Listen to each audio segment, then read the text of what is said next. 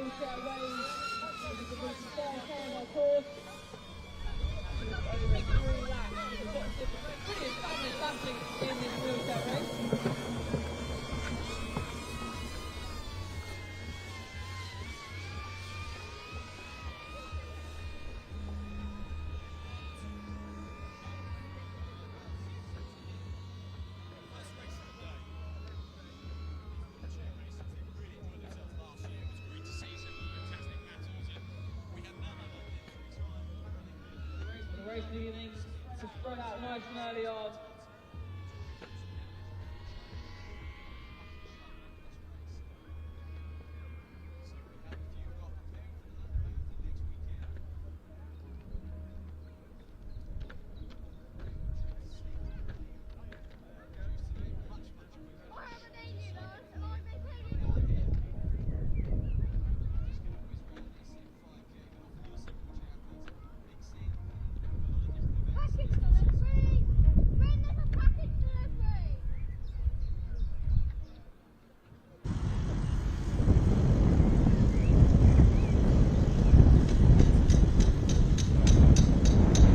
Okay, can I run back to my camera now? Okay, cool. Right, I'm leaving that now then. So what's this say, battery? I won't be back to my camera.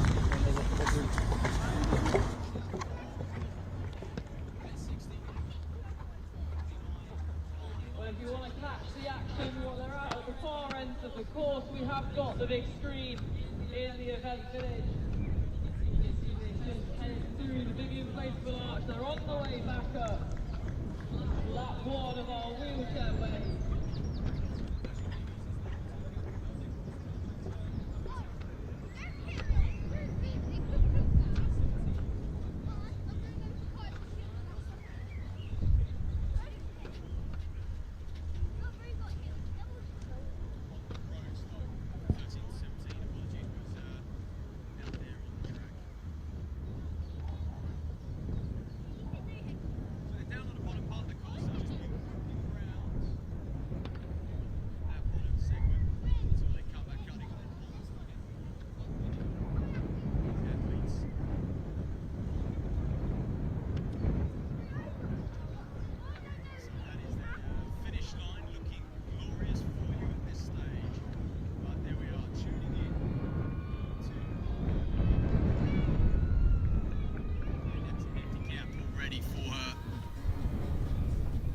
So this stream will come to you, sponsored by Product Running and on here up at the Bristol Track Club 5K, just like it has over the last 4 or 5 years. So Owen Terrell tears away, as he so often does, and as he's done before here, he'll know this circuit very, very well. 3 laps, or 3.5 laps I should say, 3 laps in 600 metres, that's what we're working with. Burra and Mel Nichols are 3-time Paralympian in hot pursuit as well. You can probably hear Rosie Timberg on the mic, stadium side as well. Mel Nichols, our 3 times Paralympian, and Owen Hurd are the 2 athletes in pursuit. They are just approaching the top of that hill now, doing battle with one another.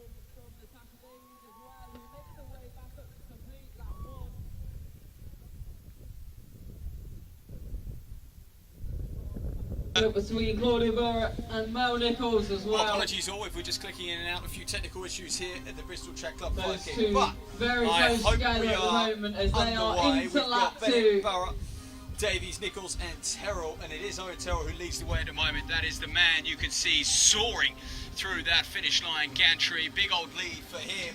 But Mel Nichols and Ian Bennett having a good old battle here in 2nd and 3rd. Now Nichols, a 3 times Paralympian, 14-16 best over 5,000 a couple of years ago now, 65-24 over the half marathon distance as well. Bennett, on the other hand, shows similar form with a 2:53 marathon at Goodwood Motor Circuit, that famed marathon. Laps and laps and laps of that motor track, so he will be used, very, very used to the Bristol Track Club facility. The odd down cycle circuit here, just a mile and a half up the hill from Bath Town Centre. There is an awesome viewpoint actually from here. You really do get a sense of just how much you climb to get here, which does mean the trade-off is it is a little bit blustery here at the odd down cycle circuit.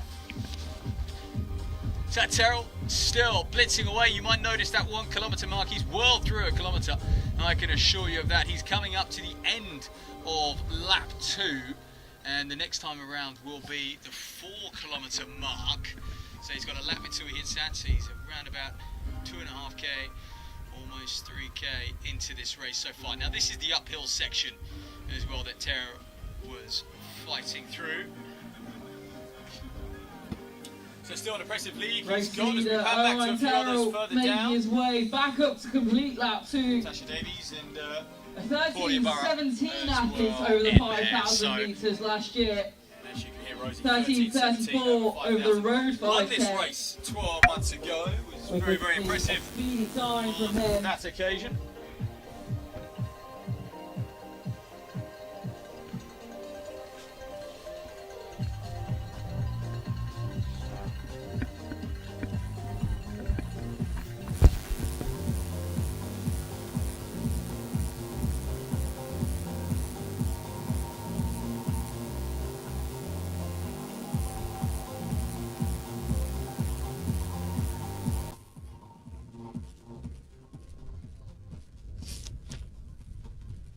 So still Terrell Nicole's safely now the negotiating one leading all the of way in these the battle turns. between herself and Burra.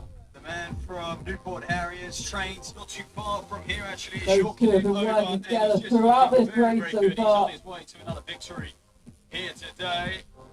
Yeah, what a bright future he has. He's sharing the Nicole's, field of today, course, going sharing this 65 minutes, beautiful 24 course with seconds over the Nichols, half that marathon three-time last year. Paralympian Coventry athlete.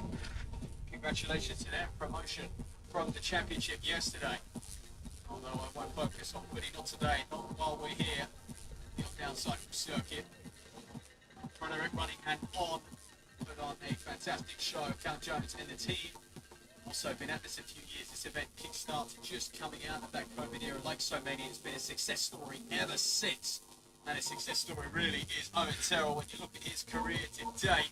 Now we'll keep an eye on the clock because he's starting to hop around that 10-minute mark now. So what can he close up his final circuit in? He's got about a lap to roughly go.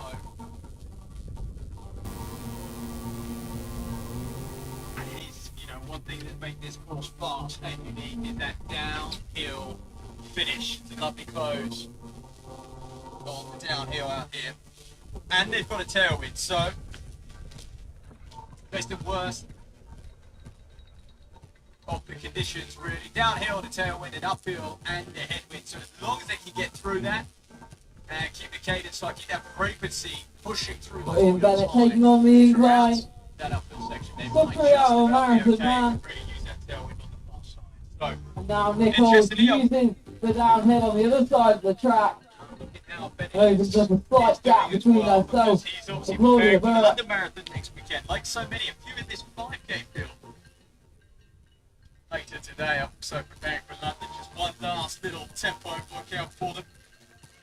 Bennett is one of the 253 back in February, so quick turnaround for him. You'll often see that water athletes will bounce back from multiple marathons in a year, and that equal prize money is a massive thing for them.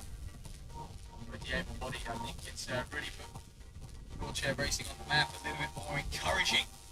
Many more athletes to take it up, like Owen Terrell, just a junior man and really coming into his prime whilst in the chair. So there's a good battle, the 2-3.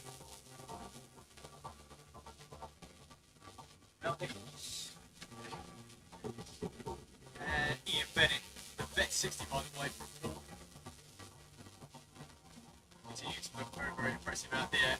Smooth as you like. Sometimes it's hard to read their emotion and look in and key into those signs of fatigue, and that's probably the best one you can get, is just how they negotiate the turns, how they accelerate and then get back up to their rhythm on the turns is often probably the best sign you're going to get. Terrell looking strong now how as they're his actually moving. lead So is here he is. extended. So Terrell now is got a nice lock It down won't be here, long till he completes lap and 3. he's going to be A reminder that our 5k course is here today. 3 how laps much he can close and up. just over He's got about a 600 minute metres to a until downhill finish.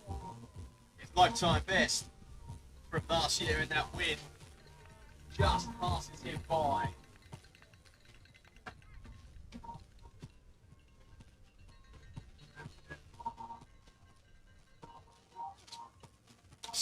strung out on the track at the moment. They're all pretty much on their own, just battling their own thoughts, keeping their thoughts at play here. And Terrell just safely negotiating that turn rather smoothly indeed. So he's probably going to be just outside his lifetime best, although he will close this last 600 metres or so very, very well. You would expect that. Just starting to let himself go, just work out of these bends, just shifting gears. He's a very, very experienced athlete. And also out there, Nichols and Bennett.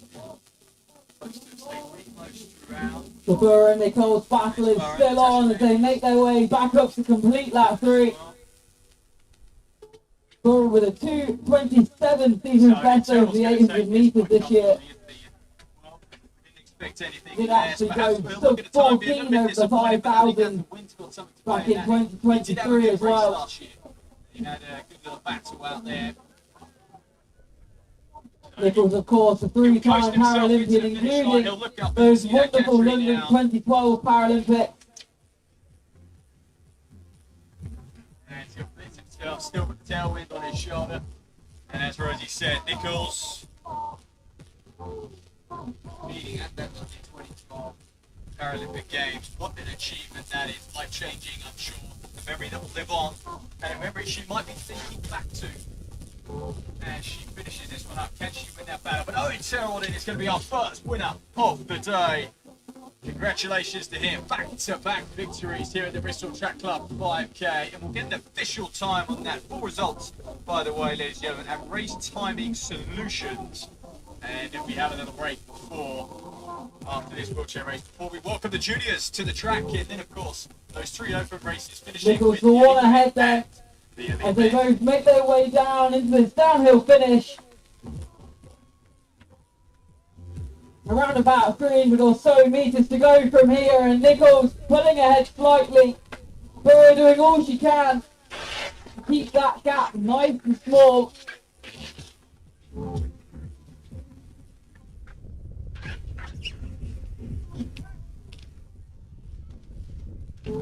So there's still a few out on the course working their way up.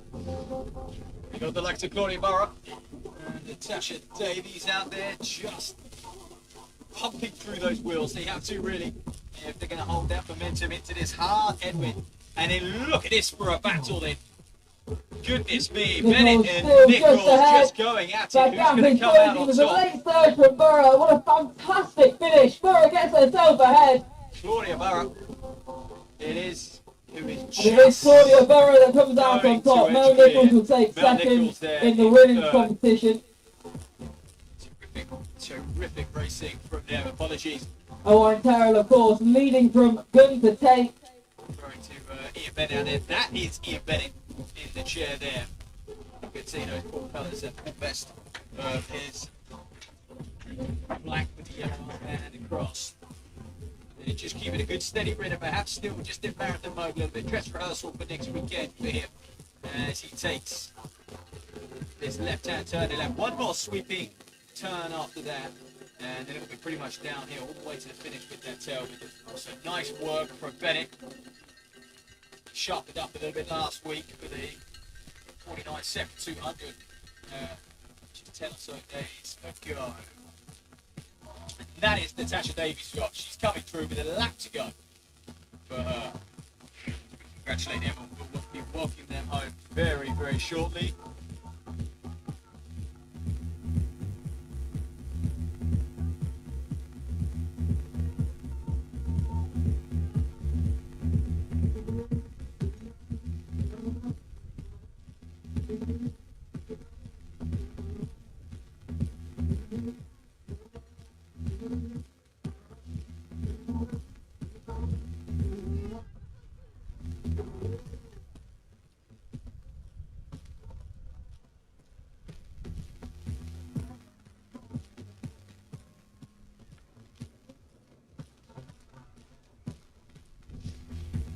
So Bennett safely negotiates those last couple of turns. He'll be relieved now. The hard work is pretty much done.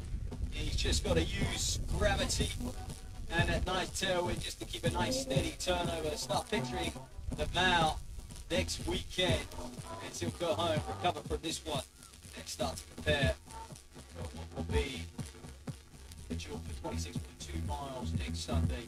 So many people looking forward to that. Bristol Track Club 5K this afternoon and into the evening. Just whets the appetite for what's to come in the running for the next few weeks, months, even years.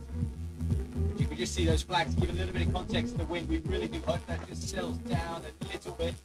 Some great elite fields to look forward to this afternoon as well. So Bennett just moving his way swiftly around that last turn. He'll be home and dry now. Pretty much you see a few of the athletes, it's Vara and Nichols, who are just cooling down a little bit. Just taking in the sights as if they haven't done enough laps already. Are you back? Yeah, that's me, man. Yep. Right, we get you moved. Yeah. Yeah. Can we get you out?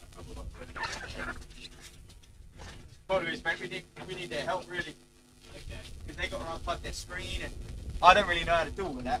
No, they are. Oh, they're on the camera. They're on the cameras, that's the fuck up. Okay. Give me one down.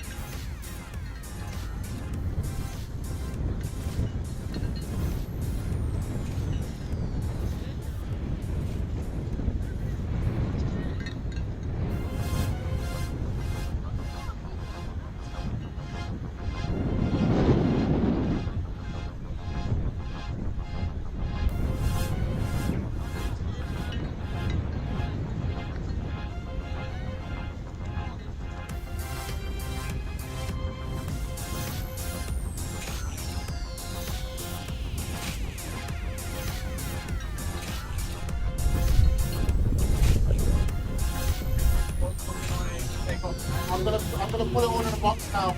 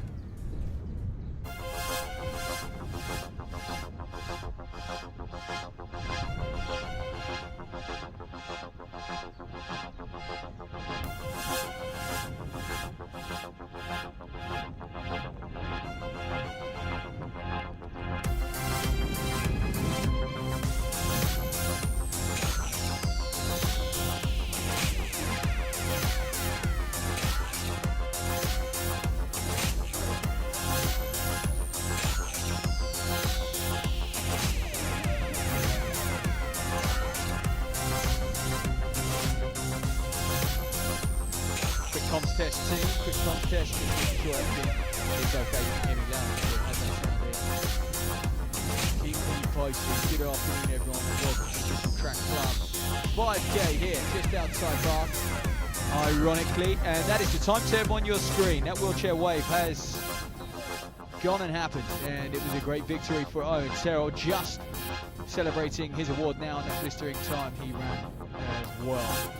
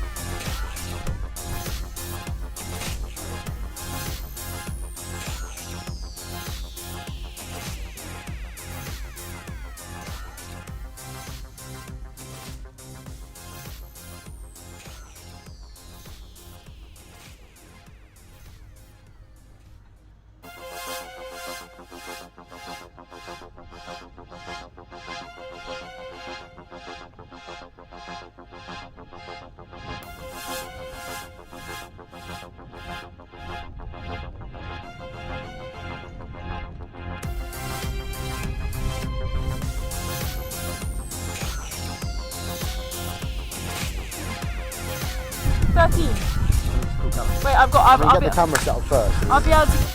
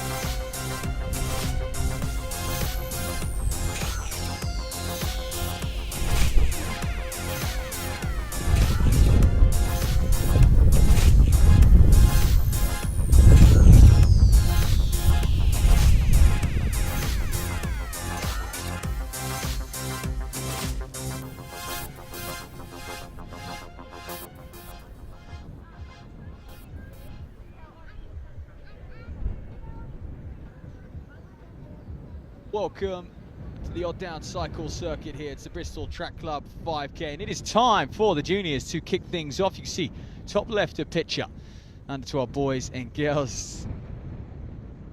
The discussion at the moment, of course, is those age group categories changing from under 13s, under 15s, under 17s to under 12s, under 14s, under 16s, and under 18s. So we hope by now people know what age group they are in. Effectively, you're just repeating what you did last summer for a lot of those out there. You can see some of them just warming up, taking these final few strides out to the start-finish line, which for 3 kilometers is in around about the same spot as the finish line, pretty much parallel to that finish line gantry, just after this bend, which you can see on your screens at the moment. And recently, well, we just checked in with the weather forecast, and all importantly, looking at that wind, what factor is that going to have today, if any, out there for some of these kids? We know they can just blitz through those weather conditions. And here you are then. So we are approaching 4 o'clock. This one is going to get going at 3:30. You can see how it just starts to drop off a little bit towards the back end of the afternoon, evening, and we hope it doesn't rain. 5 o'clock, some light showers forecasted. We'll see about that. And 6 o'clock, that final race of the day, men's elite, off at 6 p.m. 12 degrees and 9-mile-an-hour winds. So that's the all-important weather measurement we are looking at the moment. So looking ahead to this one, a few names to look out for. Many athletes from Bristol and West AC. Harrison Hiddy-Taylor, Jonah Barrington, the pair from Bristol and West. But perhaps one of the fastest in the field to look out for is Jack Penny, the man from City of Plymouth. 2:29 over 800 already this year. Many of these youngsters getting their track season underway, and I'm sure they'll race pretty much every weekend from now until September. The joys of summer for them, and also mum and dad, I'm sure they love touring the UK. And today we are just outside Bath. In fact, we are overlooking the beautiful city of Bath here, perched up on a hill at the Odd Downs cycle circuit. Of course, multi-use facility, mostly for cycling, but tonight, this afternoon, it'll be for 3K and 5K running as we welcome some of Britain's best, and certainly the best from the southwest in this one. I mentioned Jack Penny, Joseph Narty as well. 5:46 over the mile, so showing sort of distances he likes to run. Jonah Barrington, mentioned him, the World City Harrier, 2:41 over 800 last summer. So another athlete to look out for. A few of them have enjoyed park runs over the last few months as well. The junior park run of 2 kilometers, and also running with mum and dad, no doubt, and those senior park runs of 5 kilometers as well. So just getting their orders from one of the men who kick-started this meeting, Josh Moody, alongside Callum Jones. They are responsible for getting this off the ground with an amazing team here at the Bristol Track Club. And things kick-started just after COVID with just a couple of 5K races. Now it just continues to grow every single year. And to a place where we find ourselves 700 odd entries today, junior races, wheelchair races, and of course those elites to come. So then they're just settling those nerves. They'll be under Moody's guidance for now, as he's just telling a few of them he's behind that gantry, toes behind the line, because those centimeters make a difference. Teach them while they're young. To their marks then. And away they go. The red flare here at the Bristol Track Club 5K to let everyone know for miles and miles that the junior race here, 3 kilometers, is well and truly underway. We did have a little tumble early on, the mad dash to the start. Looked like it was a World City Harrier on the far side. Unfortunately, taking the tumble, but springing back up like nothing happened. And that's what we like to see as they make their way down around that first sweeping turn. It is the bigger of the 2 sweeping turns, I must say. And we get some bike footage. Rowan Priest and Tori operating the camera. Credit to her. Rowan Priest, one of the organising committee, on the bike as well, keeping pace, making sure we get some amazing close-up shots of these athletes. So I mentioned the City of Plymouth man Jack Penny want to look out for, and the 2 World City athletes have broken 11 for 3,000. Heath Hughes Davies and Jonah Barrington as well. And one of the lead females, Matilda Saunders, one to look out for. And it could well be her in that red and white of what looks like Southampton colours, actually. We'll try and get a ID on that athlete. Could well be Maddie Draper, who is straight to the fore. You can see in those nice pink socks, it is Draper who is just pushing the pace. So be pretty much 2 laps exactly for these athletes, and they'll make their way slight uphill. It's a small bit of elevation on this course and into a headwind. So you can see them just checking their shoulder, 3 or 4 abreast up at the front, and as the rest of them come through. And great to see a long line, a train of athletes. And Thompson of Bristol and West there. A few others, that club. Always supporting this meeting, giving their athletes a good run out here as well. So just sweeping their way round this second turn of the day. And there we are then. So we've got Jonah Barrington, who leads at the moment, the taller figure of the two. Looked to be the figure who took a tumble early on as well, so found himself straight back up to the front. I hope he's not overcompensating. City of Plymouth man Jack Penny is there in the green to the right of picture. And Draper, Maddie Draper there. Lead female, no doubt about that, although we'll have a little bit of company. Looks like we got 1 or 2 in that lead group, but the World City men just edging clear. That's a healthy lead they've got at this stage, 5 meters or so. Draper is going to do her best to sit in behind Penny of the City of Plymouth as they approach half a lap. This is where the course will start to drop again. Once they sweep round that turn, they'll have a tailwind on their back and they'll have a nice downhill to just open up their stride. And after a lap, we're going to get a good indication of who will then go on to feature towards the pointy part, the pointy end of this race. Those last few 100 meters. So, Hughes Davies and Barrington lead. Barrington, I should say, that 2:41, 5:51 over the mile in March earlier this year. So he's had a good experience racing a number of distances, and he's coming under the pressure from his teammate there, Hughes Davies, as they now stretch out on this long downhill straight. A little bit quiet over this side. They are parallel to where the tents are, parallel to where Mum and Dad are, but they will be behind the railings, behind the fence, willing on. Their 2 World City men up at the front, and the City of Plymouth man Penny, has he measured his race a little bit better? Draper and others still on his shoulder in that chase pack. We're starting to see some movements.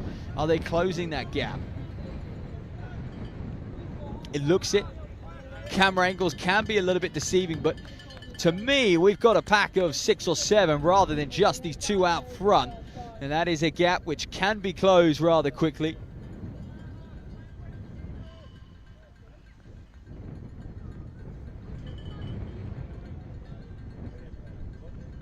As they continue to put the pressure on.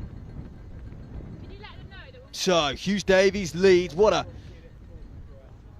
fast flowing stride that he's got. That long hair up behind him, the Draper towards the back of this lead group. Penny just giving chase. Looks like he's measured it well, but he is a committed, persistent runner. Is Hugh Davies up at the front. He really looks to be packing a punch at the moment. He's getting maximum power from that stride as he's still got a bit of a tail. When he opens up that gap on his training partner, he'll know the damage he can put on his training partner in training, and well, he's doing it here out on the course in the real deal, over 3 kilometers here at the Odd Downs Cycle Circuit. So that gives you a bit of context and image of how things look at the moment in this race. Still many of them. Seeing Clifford of Derby just coming through, Beard of Swindon as well on this turn as we are eyes back on this man in front, Heath Hughes Davies, looking very, very strong from World City. Barrington will chase, Penny in 3rd, and it's Maddie Draper who is the lead female at the moment.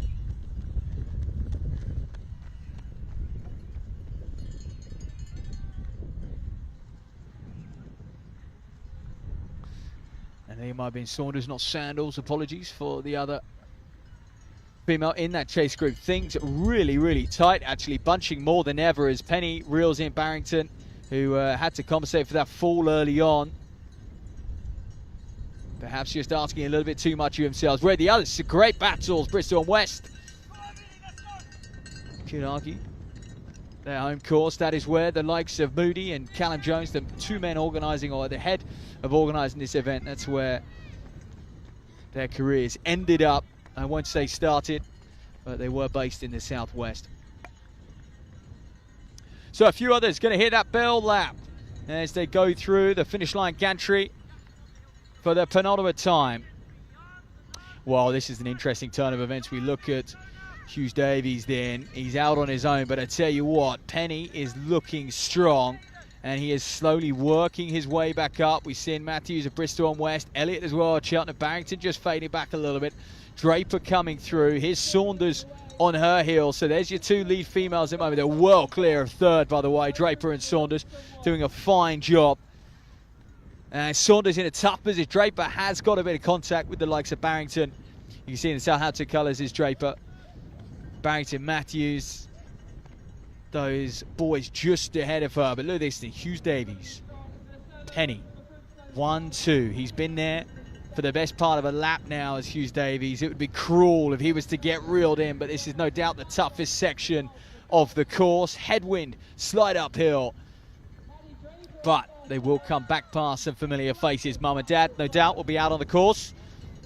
Friends, family, possibly even some older siblings as well. Camera on him. This is where he wants to be. This is where he would have pictured himself last night, and he's here. He's just got sort of half a mile to run now. Familiar territory. He'll rep that on the track. So Hughes Davies leads. It's a perceptive lead at best, and you can see the difference in cadence. Penny, the long loping stride, covering the ground. And then Hugh Davies, powerful. Packs a punch.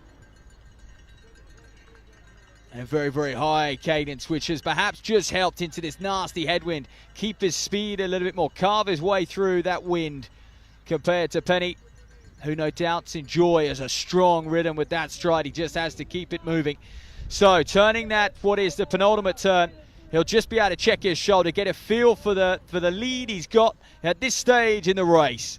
Hugh Davies extends what was 5 meters, now slowly becoming 10, and there'll be a point in this race where he might just do enough to put Penny off, to stall the challenge of Jack Penny, the City of Plymouth man, who is by far one of the quickest over 800 already this year in his age group, moving well. And it's great to see these young athletes just experience a whole number of events throughout this year and into the summer, whether it's 3K, 800, mile, whatever it is. They've got to learn the event. They've got to learn the distances. So that gap looks closer than ever. Don't be fooled. It is a good 10 meters when we saw those side-on shots. Hugh Davies still leads, but I tell you what, wind on his back. Is Penny coming? Is he attacking? I'm course side on this bottom turn, and it's still 5 or 10 meters, but with Penny's 800 meter speed, would you back him? Coming up to the final couple of 100 meters. So Hugh Davies, who has led for about 80% of this race so far, he's clinging on for dear life to that lead. Jack Penny now just starting to move. He's got some encouragement on the infield from his support staff. So Hugh Davies, Penny, what a timed effort this is from Penny. In the green, the City of Plymouth man, he's alongside Hugh Davies. He goes past the youngster, and he continues to extend his lead, and that'll be it. It looks like it's good night. Hugh Davies, who is doing battle, is holding his own, fair play to him, but he's not going to win here today. Those honours will go to Jack Penny of the City of Plymouth. And what an encouraging run. What a bright summer he has ahead of him as the sun shines here at the Odd Down Cycle Circuit, and he'll be our second victor of the day behind Terrell in the wheelchair race. It's Penny and it's Hugh Davies to come through in second. Well, credit to him, and both of them are athletes to look out for in the future. And here comes the Cheltenham athlete and the Bristol and West athlete. The pair coming across the line. Pretty much neck and neck, I'll say that. And Draper will be our first female winner of the day. Saunders coming home in second in the female category, and obviously 6th in the overall race there. So worth the trip up from the Plymouth man. Fine performance from him.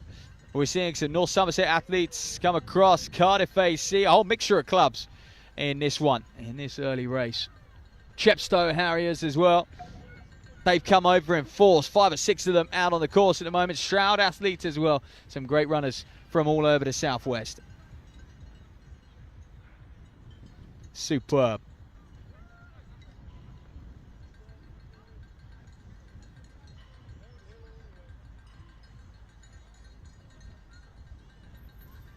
As we enjoy watching this one finish up. Next race will be off shortly. Once it'll be another junior race. It'll be 3K. It'll be under 14s junior race. We have some national talent in that one. Athletes who have won the biggest prizes on offer in their age group. More on that to come as we enjoy the Swindon AC athlete just stretch out down the home straight. Imogen Beard. Fine performance from her. Broke 4 minutes for a K the other day. And out here, backing up that performance over 3 kilometers. You can see in the white and black checkered vest, the Derby athlete also finishing, just crossing the line now. Ada Clifford. Great battle for her. And most of that solo as well, so credit to Clifford. And the others coming across the line.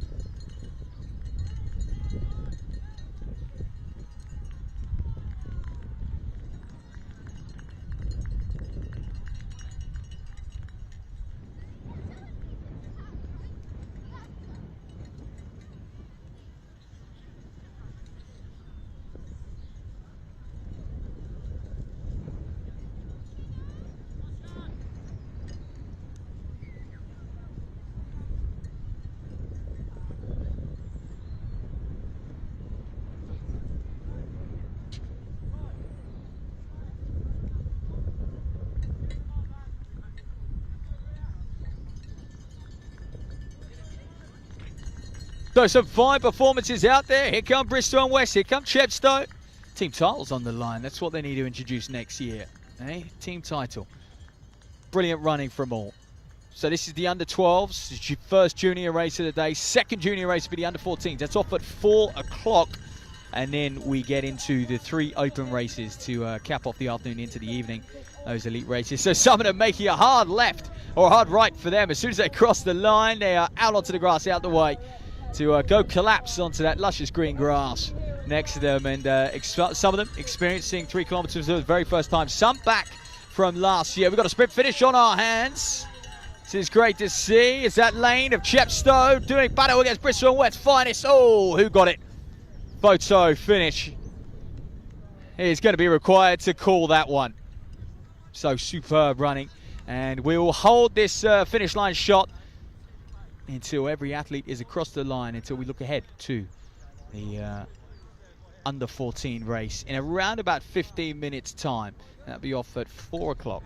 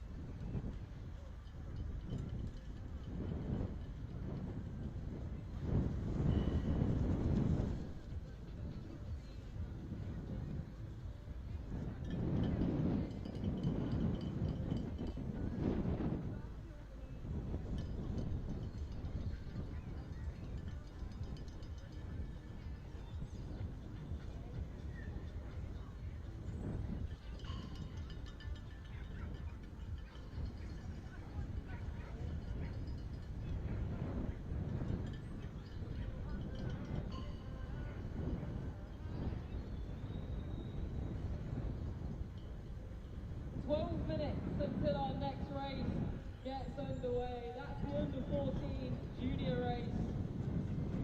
If you do finish in the top 3 of the under 12 or the under 14 race, do hang around. We will have presentations after both junior races have taken place.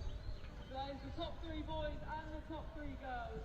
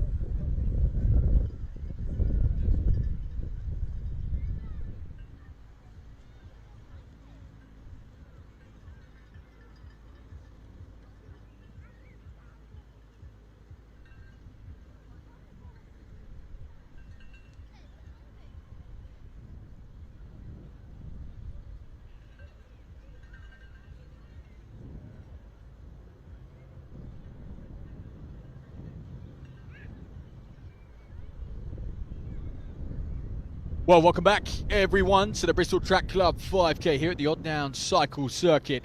This is race 3 of 6, and this is the under-14 boys and girls 3 kilometres. You can see that clock up in the top left of picture. That is counting down to 4 p.m. when they will get going. The red flare will launch. Well, that's what we've seen in the last couple races anyway, a bright red flare. It's been quite amazing, and that has signalled to the whole of Bath and surrounding areas that there is a race they need to turn their attention to. Josh Moody, co-race director here at the Bristol Track Club 5K. He is down there giving the orders to these youngsters. For many of them, this could be a debut. For others, they are becoming veterans of the 3 kilometre race already. And to the help of Junior Park Run, many of them experiencing 2 kilometres at least. But a few key names to look out for then. Hannah Mullen, the Yate athlete, Yate District 2:24, 800 metre PB just a few days ago. Madison Kindler, Sophia Davies, well, those two, the dynamic duo, the Brentwood Beagle athletes, are forces to be reckoned with. Both of them staggering performances over 1,500 already this year, in and around the 440 mark. And, well, Kindler won every single cross race over the last 2 years, all but 2. One of them was the National Cross Country Championships, but pretty much has every title you can claim at this age to her name, nationally and regionally. So look out for Kindler. Expect her and Davies to be to the 4. And how close to 10 minutes can they get? That might be on their mind. So those two, plenty of others in here as well. It's just some of the lead females and some of the lead boys. Lucas Sweeney, Rowan Castle, Sam Frost, all of them in and around 450, 1,500 metre shape. And so they too will keep pace up at the front of this one. So pretty much 2 laps. You'll see they'll start just behind that finish line gantry. And so the minute they run under that, be 2 laps to go. And they have got a slight uphill, windy section to contend with. That's halfway through their first lap. But they will, it does mean what goes up must come down, and they come down the other side, and we'll have a nice tailwind to follow as well. It's a very subtle uphill at that.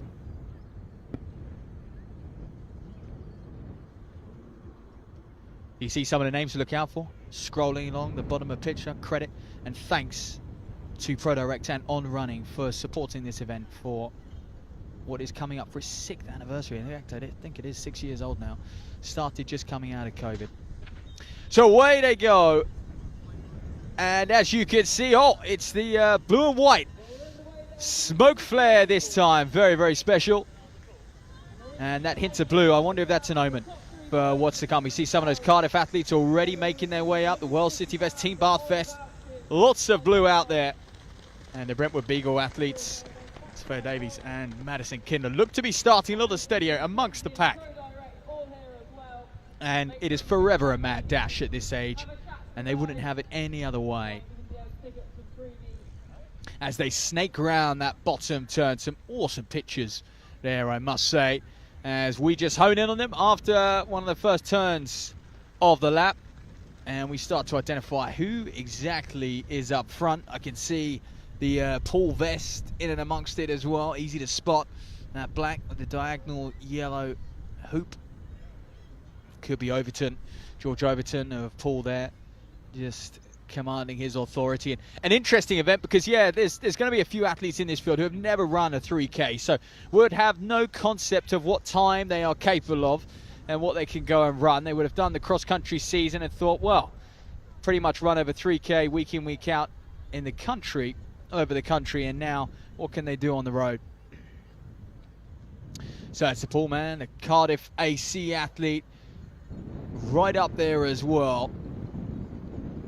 Potentially Riley Neelan, who's looking very, very smooth. 10:47, he put down his lifetime best. Madison Kindler was just on the back of that group. Sophia Davies a little bit further back. Both of them pretty similar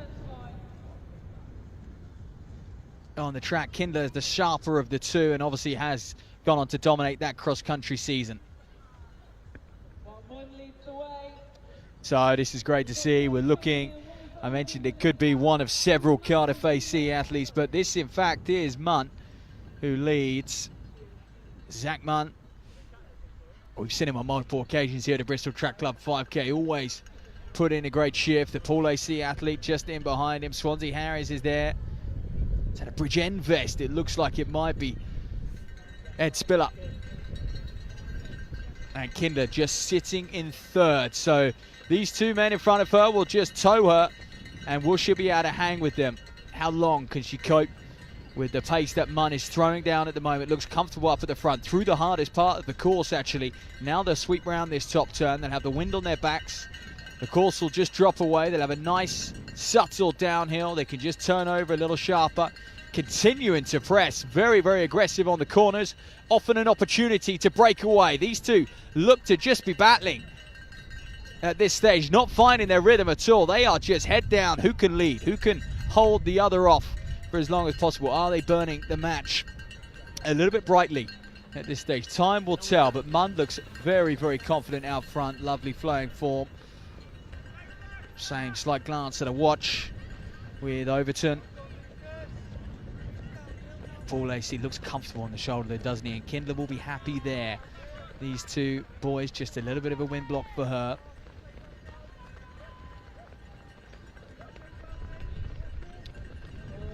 So far, so good for everyone in this field.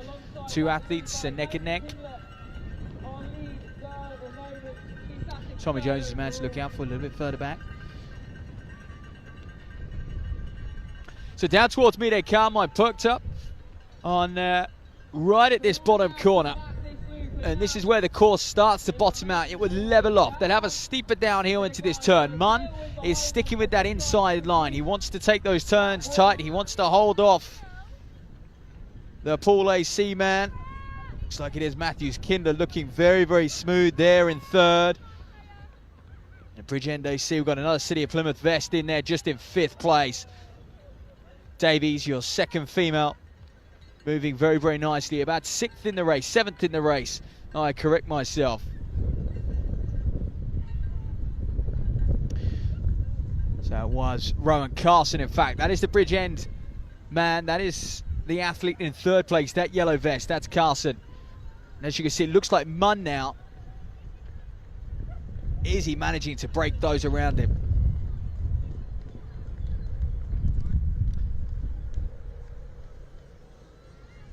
Adam Ewan Matthews is the athlete in 2nd place. Apologies, have been referring to him as Overton. It is not Overton. Ewan Matthews, who is moving nicely in behind Zach Munn. So those two neck and neck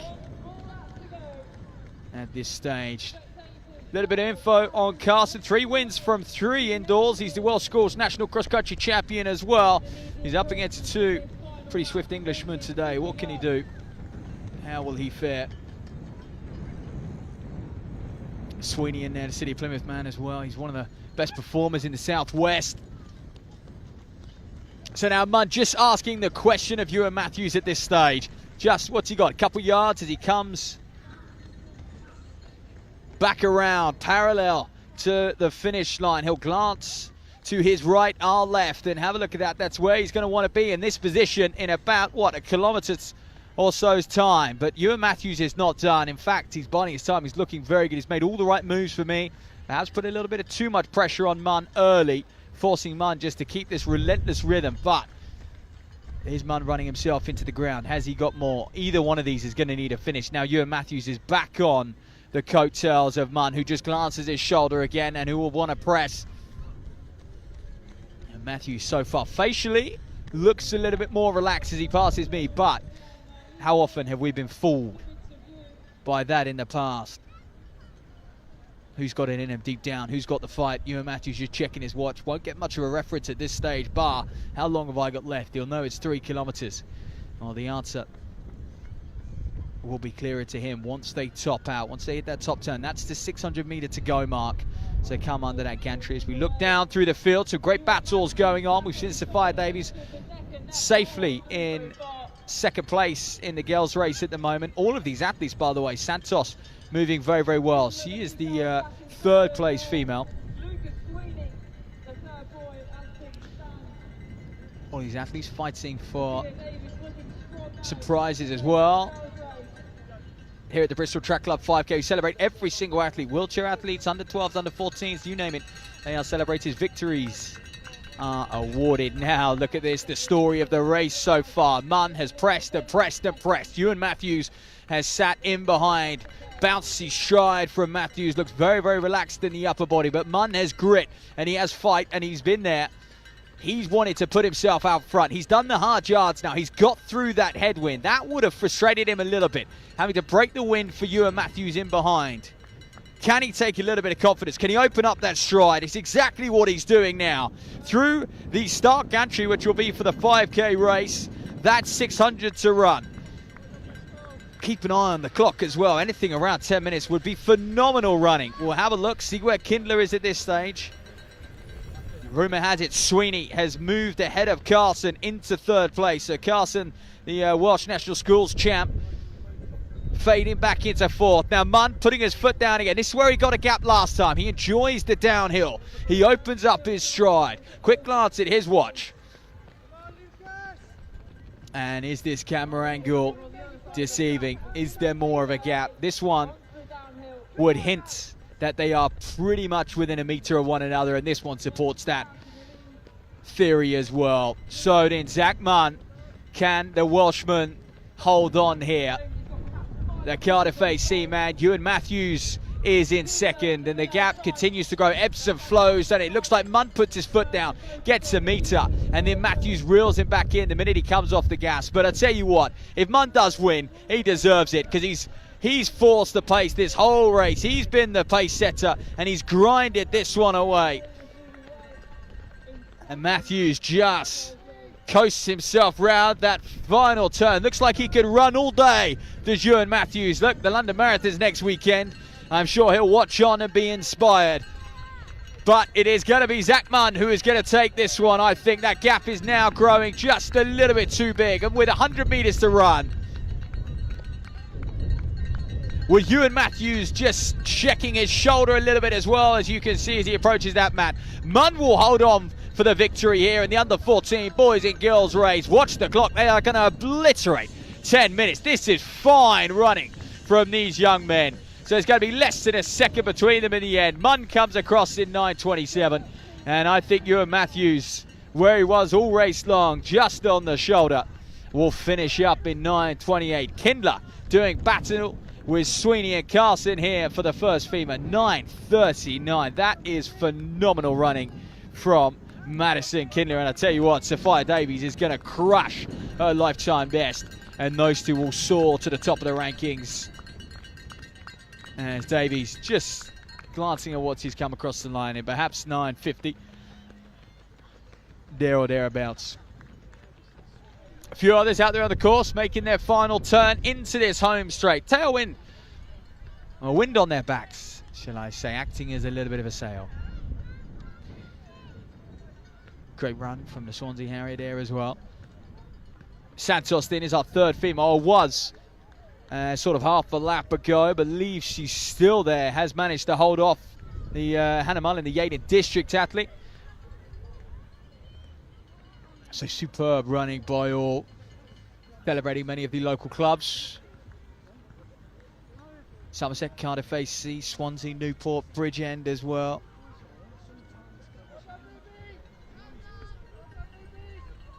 Fine running from all of these athletes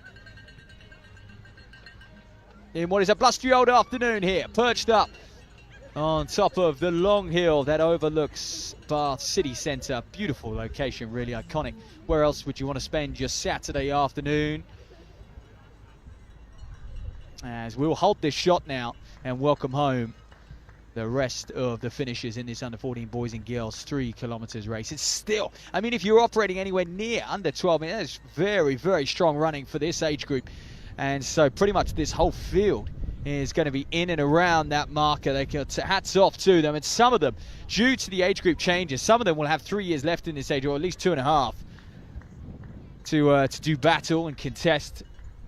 And so some would have pulled that short straw and been one of the youngest athletes in this age group. But credit to all involved, mum and dad as well, as this is the final junior race before we welcome those 3 senior races. Record entries here at the Bristol Track Club 5K. So we'll have a short pause. The next race off at 4:30.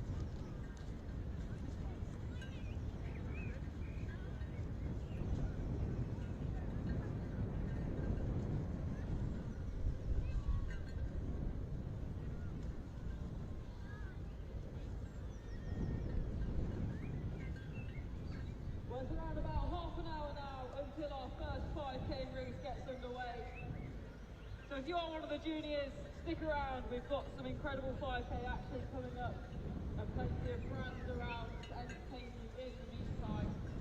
If you are one of the top 3 boys or girls in the world or in the 14 races, please make your way over to the presentation area and we'll be getting those underway pretty soon.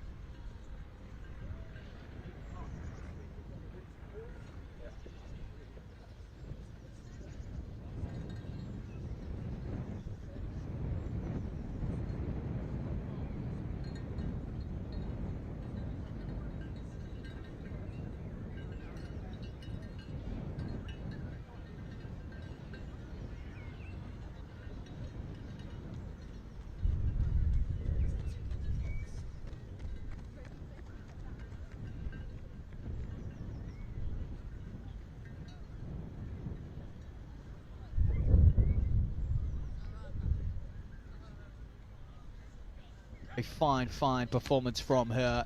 And so will we see that again in that elite women's race? Well, time will tell. We certainly have several under 16 to put on a show for us tonight, and or shall I say early afternoon, and then that elite men's as well. Who is going to come here, sweep, take home the prize money and all of the spoils and riches to go with it. So there's some results for you to cast your eyes on. Zach Munn was the victor, 9:35. So our clock, I had them at 9:27 on our clock, but just a little off. 9:35. Ewan Matthews, 9:36. Sweeney in third there, 48, just holding off Madison Kindler, one of the best over the country. Won every title there was to win this year. Roman Carson, 9:49. Sophia Davies, 10:07. So just missing that 10-minute barrier, but I have no doubt that young athlete will eclipse 10 minutes in the very near future. Fine performance from her. And then Bean, Bolito, Chapman and Jones crown out the top 10 here at the Bristol Track Club 5K. So I'll check back in with you in around about half an hour's time as we just welcome the under 12s, which when you compare that to the under 14s, some great running, just over 10 minutes for them.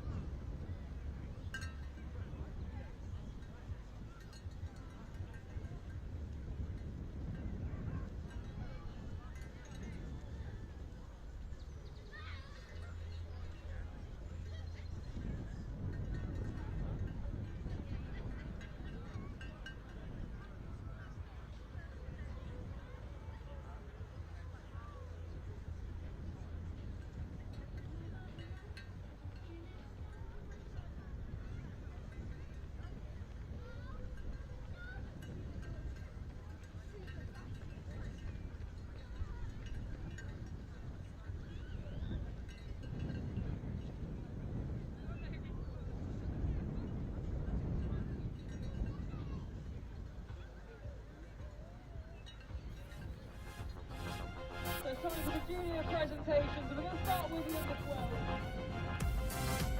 So this is your 44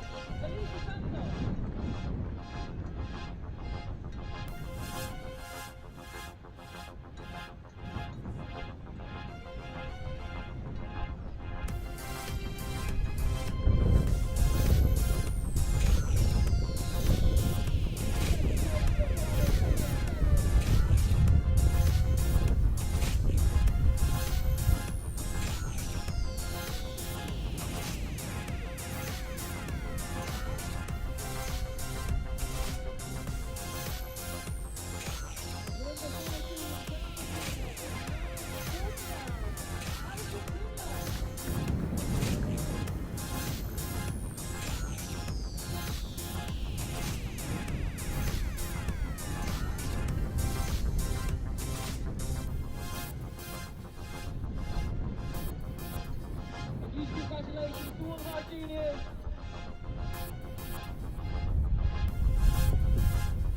In about 20 minutes time, we'll move on to the first 5K racing. If you stick around, I'll see you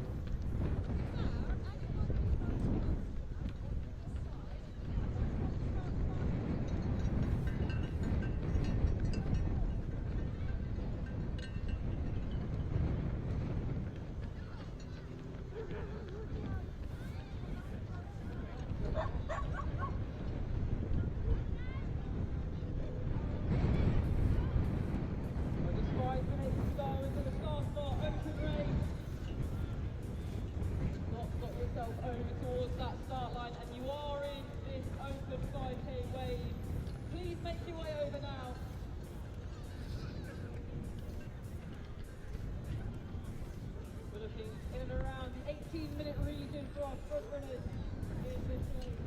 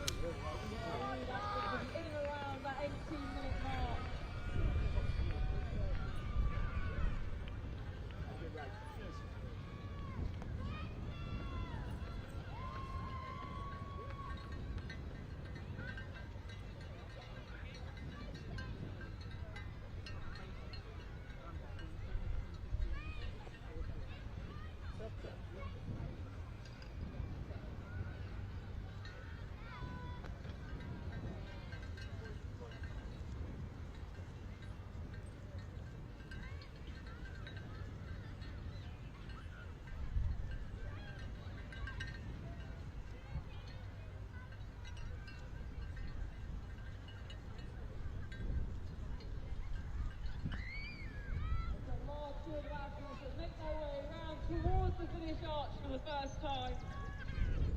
Led out initially by early leader Kevin Clifford.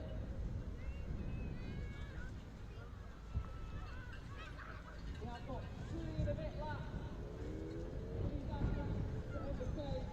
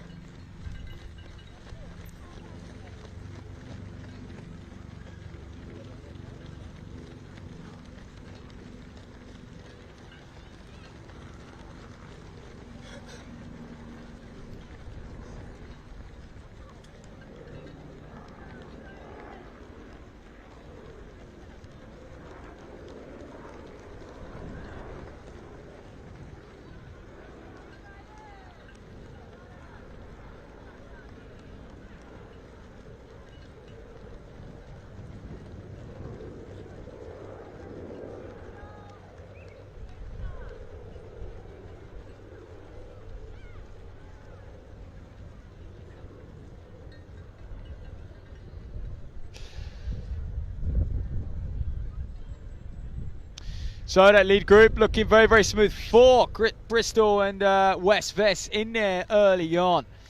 Very, very impressive. Just going to look out for that lead female as well. Look to be, I'll get an ID on that athlete. We have a large lead group. Those red bibs you see there, the under 20 athletes. There's plenty of under 20s in that lead pack. There's a couple of Western Tempo athletes here, and that's a club that's gone from strength to strength, isn't it? I know Pat Cox. Very, very impressive what they've done on both the men and the female side. Dave Newport largely responsible for that.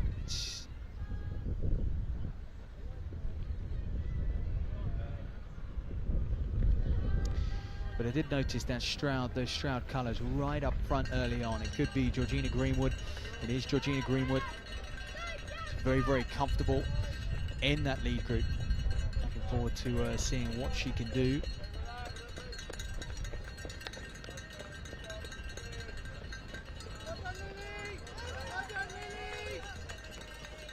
As Greenwood definitely punching above her weight on paper here, so running her way into a pretty handy lifetime best if she can keep this sort of speed going.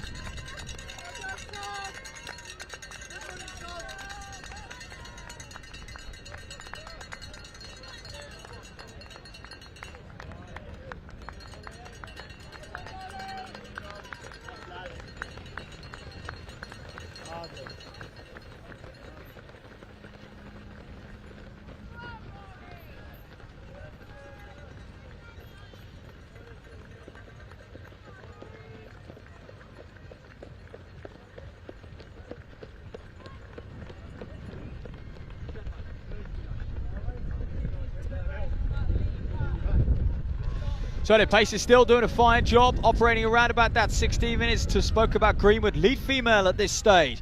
There in the Stroud colours, that green vest, but it's all Bristol and West, isn't it? Sea of colours.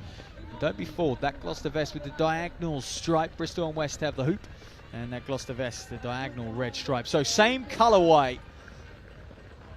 And we'll try and see who have we got in this lead group at the moment as they swing round. A few of these lads are looking very, very comfortable.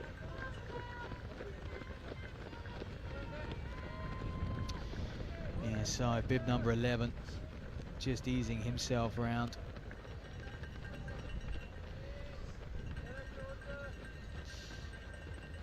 So Pace is just checking his shoulder. 5 or 6 men in that group.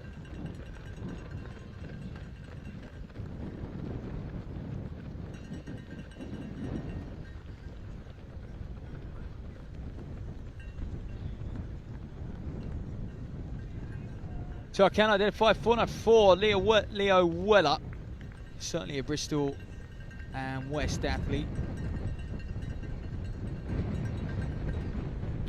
A few of these also, Jack.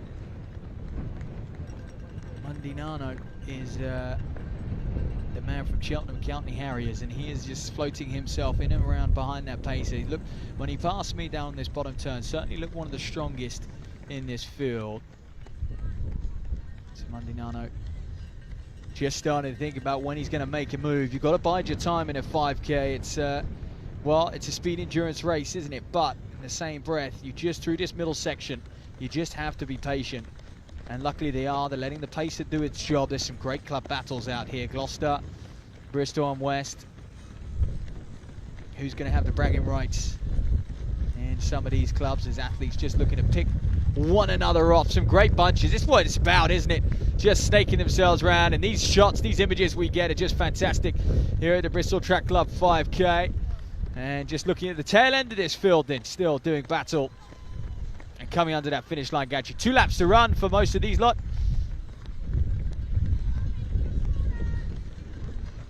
And where are we? We'll keep an eye on the clock, what sort of time we're after. 18 minutes. This group now just starting to whittle itself down. The Cheltenham man, Mundinano, still looking very, very prominent and comfortable, shall I say, up front. I mentioned Leo from where's bib 494, bib 30, just Alex Fleming as well, the Bristol and West athlete. He's just hanging on for dear life. Now this wind is just getting tougher and tougher on this corner, and once you drop out of that front group, it is going to be a hard-fought race from there. There's a few of those Greenwoods just passing me. Georgina Greenwood of Stroud AC doing her best just to hang on to a few of the Newport Harriers in front of her. Great job. And you can just see those who have been a little bit patient are starting to work through, starting to reap the fruits of their labor. And those who are a little bit aggressive early will just have a period where they just need to gather themselves for a lap or two. They just need to regroup, and then they'll go again. So Mundinano still leads. I mentioned Fleming is the man in, well, 3rd place to us, but 2nd place in the race. Fleming looking very, very smooth. And then Leo Weller is the next athlete, the under 20, wearing 494. As those athletes snake around. So there's a battle now between Weller and Fleming. For me, Fleming just sitting behind Weller, both wearing the white, all 3 of them wearing the white. Clearly it was the festive choice today to don those club colours and be on brand. Yeah, the on-man who is pacing them round. Right, lap and a half to run then. And these are the images we come for. Look at the crowd all lining that fence. This is the festival type atmosphere that we have at the Bristol Track Club 5K. As they snake and weave their way around this cycle circuit. And this is the nasty part though. This is where the headwind will batter them. And I feel like we've had a very, very windy spring. A lot of them would have been used to these windy conditions if they've been training over the last few months, which they certainly have. You don't find yourself in a 5K race without some good preparation going in. So Weller and Fleming, there we are, 2nd and 3rd. Looks like their cadence just starting to drop. That for me is the difference, the telling sign. Look at Mundinano in 2nd behind the pacer. Look at his cadence compared to the 2 just giving chase. He's still popping off that ground a lot quicker, those legs cycling through, whereas the others have lost that cadence a little bit. And they're just, for me, they're gathering themselves. And I tell you what, Fleming is pretty content on just sitting in behind Leo Weller. And I think he's just going to bide his time until this time around on the final lap. But will Weller have something up his sleeve to hold him off? So it's a fine run from the Cheltenham Harrier, right on the heels of the pacer. And tell you what, he's going to be willing that pacer to go for as long as possible. How far can you get me? Can you pull me away from these 2 men behind, Weller and Fleming, who go 2-3 in the race? 3-4 if we're including the pacer, who has been instructed to get them to try and get them to 4K. We'll see the same throughout that women's elite race next. And it's great to see a few other pacers out there as well. A little bit further back, 18 minutes, 19 minutes, 20 minutes, 21 minutes doing a job. And everyone making the most of having them in the field here. Just a good reference point, aren't they? The hardest part of the race is incoming for a lot of them. They'll know it, we know it, and they've just got to suffer through it. Shut your mind off and just try to work with one another. That competitive side, it could come out a little bit later on. For now, you've got to use one another the best you can. You've got to get in sync, match someone's stride, and ideally even just tuck in behind, get on that train. So Weller and Fleming are still 2-3. None of them, I can't see them getting back to Maldonado here, who the Cheltenham Harrier, who's gone from strength to strength, looks very, very smooth. And well, I hope he enjoys this, and I hope we see more of it next year. He'll be a wave higher. The year after that, will he be in that elite wave? Time will tell. That'll be on him to progress over the next few years. He'll bump heads with the coach after this one. But there's no better feeling than a win. They're few and far between in our sport. You look at the masses who take part. People can often count on one hand the amount of victories they have. But I tell you what, Maldonato's going to get one here. He can add to that tally. Pacer doing a job. It's going to sweep him round. Right. He's got to get his head down. He's punching those elbows back, just working his way. Here comes the wind. Headwind, and the pace will do the job. He's right in behind him. Like an elastic band, he'll break the wind, carve up this hill. And I tell you what, Weller just looks to have stolen a little bit further back. 5 yards on Fleming, who is in third, and that could be enough. And I tell you what, Weller has just done that purely through grit, keeping a nice short stride and just not letting up on that relenting rhythm he's holding. And to have a look, a few others a little bit further down the field.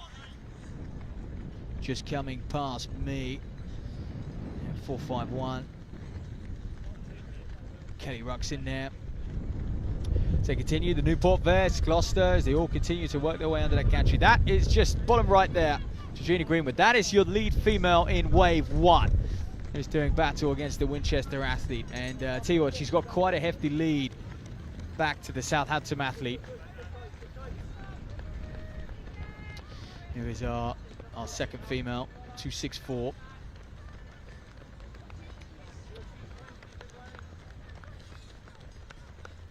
That's Laura Brenton of Southampton, so confirmation. Greenwood and Brenton are 1-2 as we continue to watch.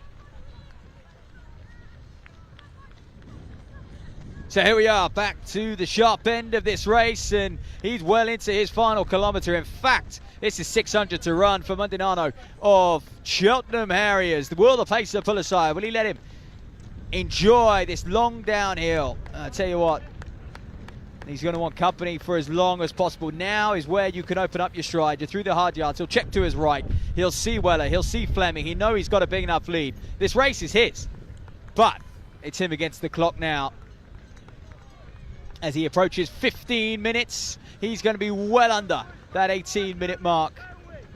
And that was sort of, that's 17:45, 18 minutes was the seeding almost for this one. But I tell you what, Maldonado is going to give the organisers something to think about, how he might have benefited being in a faster race. But that being said, he's been fortunate enough to have a pacer for 4.5k of this one.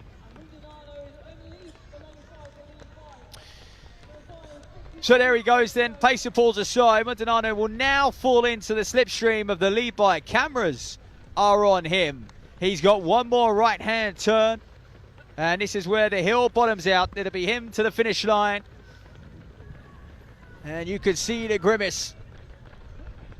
It is a very, very taxing event. Often there is none harder. Many will say the marathon, but I truly think those who have run a 5k properly will no doubt agree that this is one of the hardest events in our sport. The fact you're on the red line for just so long, it is mind over matter in a different way to the marathon. So here is Weller. He's closing hard. He's still got 10 yards on Fleming, who's a little bit further back to Bristol and Westman in third. I think he's going to do it. We'll watch Maldonado cross this line.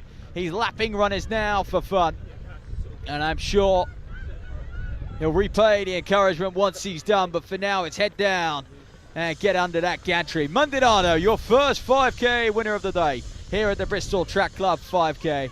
And what a fine display of distance running. More of that to come. And the smoke cannons are off, blowing all over the course. It's a nice touch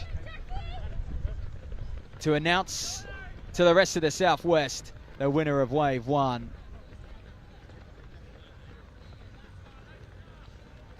Well, so the athletes coming towards us are into their final kilometres. Those running away from us are into their final 400 metres. As we'll keep an eye on that finish gantry. Clock top left of picture will give you a reference point. This race started at 4:45 on the nose. So unofficial results if you use the clock top left of picture, but it's what I've been referring to. It's been pretty accurate thus far. And a few glances. Look at this pack. Who's going to win that sprint finish there then? Oh, it's going to be interesting. Great to see the Westbury Harrier out there. Another local club just coming across the line now. Pace is doing their job as well. Les Groups Vest, Bristol and West. There's some of the fast starters.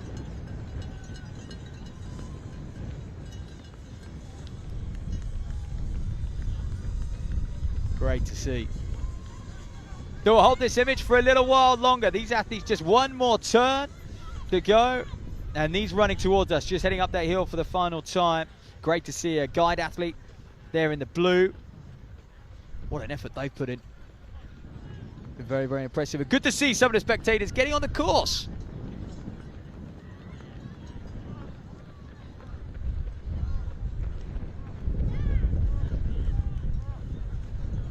Super words of encouragement.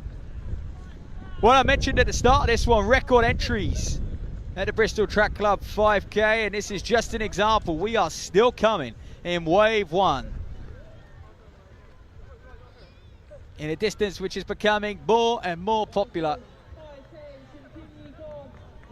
And this will start the summer campaign. Transition from the mud of the cross country to the roads of the spring, and potentially for some, that tartan, crispy red surface of the track.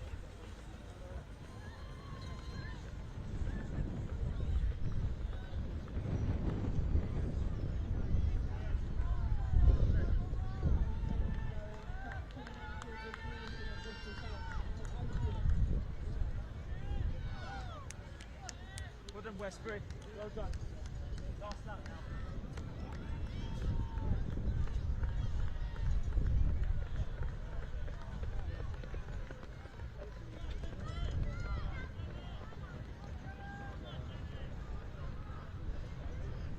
With the wind when it being packed slightly more aggressive distance. Any tracks that are coming in, anything that you particularly want to focus on?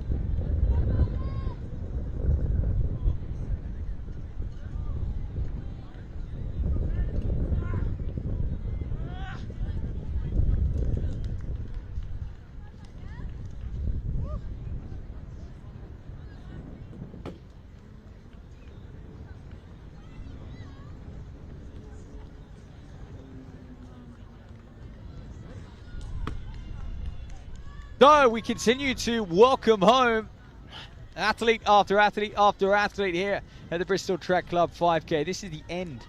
You are witnessing the end of Wave 1 and the 5K. We have had 3 races prior to this, 2 junior races and a wheelchair race. Do go back and watch those. Look at this team camaraderie or what down there. And it's the nature of our sport now. Athletes aren't just traveling to races on their own. They're traveling, they're car sharing, and they're traveling in big groups, training groups, to be precise, to all go and share that experience of running 5 kilometers together. whether it be 5k, 10k, half marathon, marathons even, it is funner together, isn't it? It really is. The journey, the process leading in, as well as race day itself. But then let's put friendships aside out there, as a few of them just winding up, kicking for home, one final time, one final push. Brilliant to see. So, 2 races left, and they will be the elite women up next at 5:30, 25 minutes until they go off, and then the elite men at 6 p.m. Sun setting here, glorious, glorious sunny day, a little bit breezy, and talk of that elite women's race, that 15:08 of Fitzgerald. I mean, I think that might be safe today. What a run that was this time last year. Made the paces work for it, didn't they? But continue to bring in the professionals and the pacers. It's a truly, truly polished event here at the Bristol Track Club 5K. I just think from the event village, the pieces, the live music, the deck chairs, the awards, the rostrums, the flowers, the prize money, everything. And you really do feel pretty special out there. Once you've got over the fact you've just torn up some concrete for 5k, that is.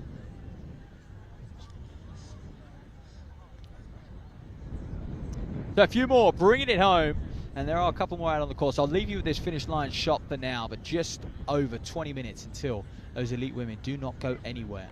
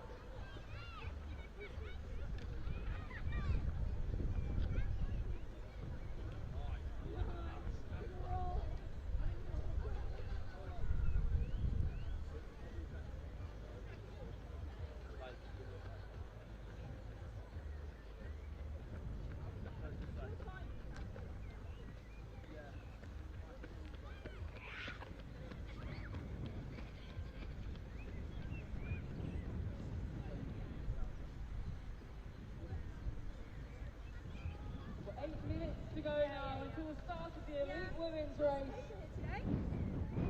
It's our first elite race of the evening. So make sure you hang around, it's going to be a cracking race, as is the elite men. They go off at 6 p.m.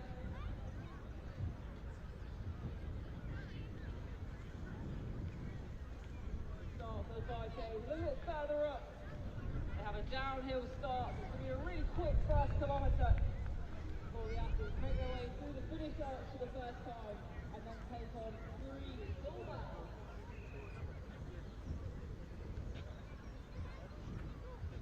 If you are here to spectate, support, we'll race a little bit later on, and perhaps you race earlier on this afternoon. Do take the opportunity to check out OTE and Tenting. Both brands are here, talk through their products, might even get a bit of a preview. We've got Kogar up here as well, with various on-shoes you can try out this afternoon. And if you find that you're getting a bit hungry or thirsty, we've got wild pizza in the event village, and down by the finish area we have got toasties on offer, and a coffee cart down there as well.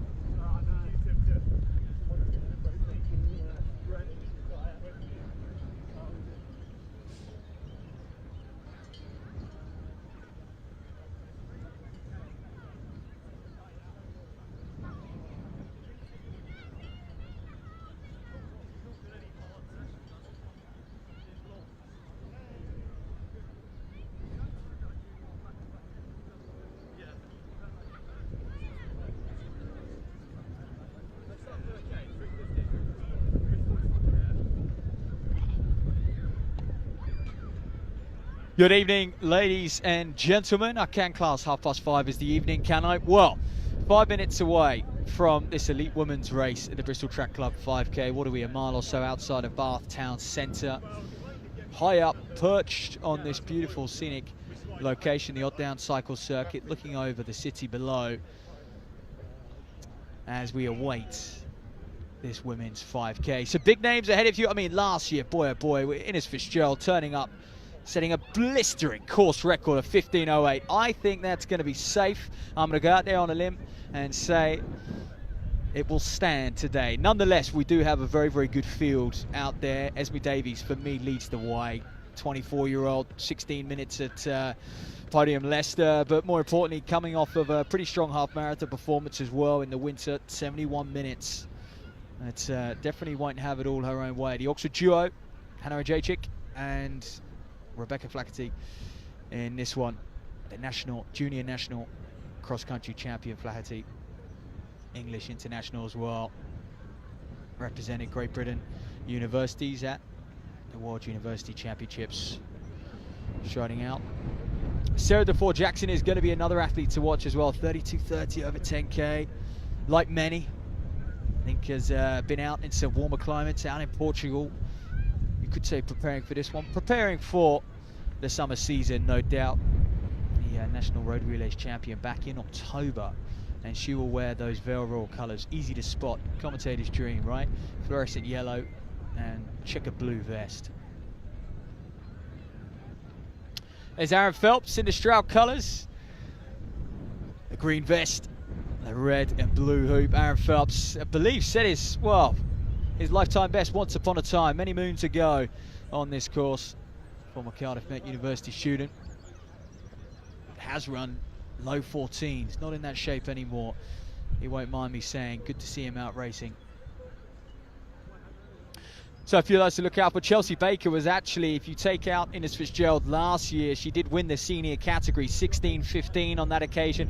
I think in these conditions, it's very, very blustery here today, and we are quite exposed. I reckon anywhere around 16 to 16-10 is going to win this one, unless we see a pretty special performance from one of these athletes. And I purely said it just because I think the conditions are going to play a bit of a part. 3.5 laps of this circuit. And in 3 laps time, when they come under that start finish line gantry, it's all downhill from there. 600 meters flying down that hill with a tailwind. So it's the best and worst of both worlds, actually. On the subtle uphill, there is a nasty headwind that these athletes will have to contend with as well. Megan Marchant, Western Temple athlete, will wear the orange colours. Loughborough student, 76 half marathon back in Feb, over a 5-minute PB. I mean, we've seen some huge progress from her over the last 12 months or so. Annabelle Gamo,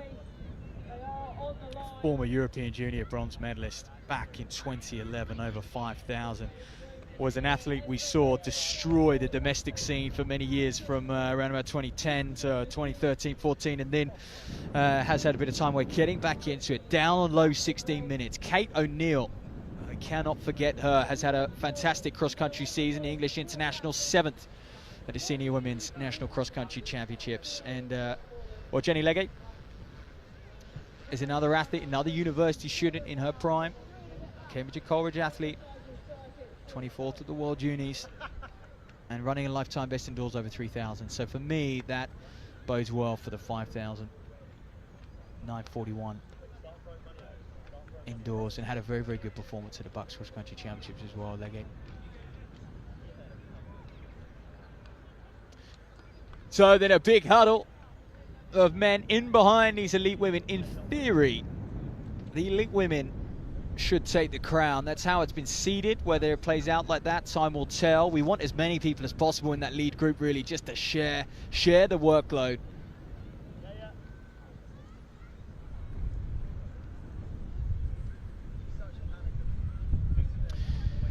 And Hannah Andrzejczyk in that white vest. Thames Hare and Hound colours. Their newest recruit, Oxford University student, alongside her teammate Rebecca Flaherty.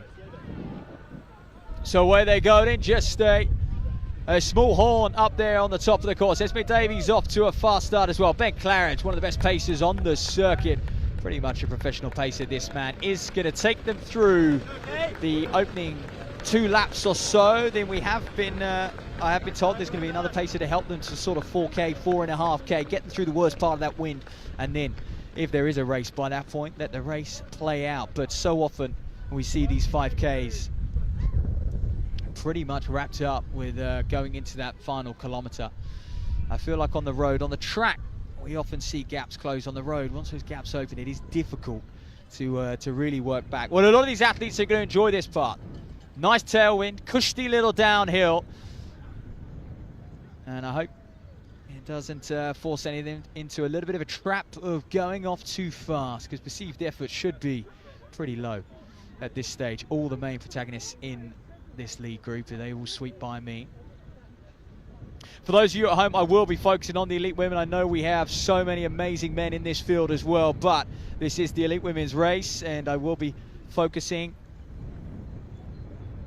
on them in this pack. And you can see some of the men, Rugby and Northants vest, just looking to stretch things out already. Just off the front of the pacer, who has been told to hover around about 15:45.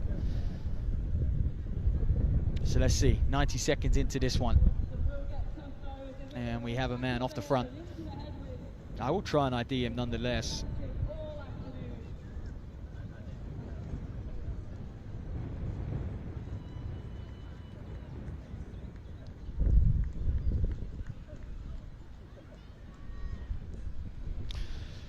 Isabella Harrison, youngster, under 18, Hercules Wimbledon athlete.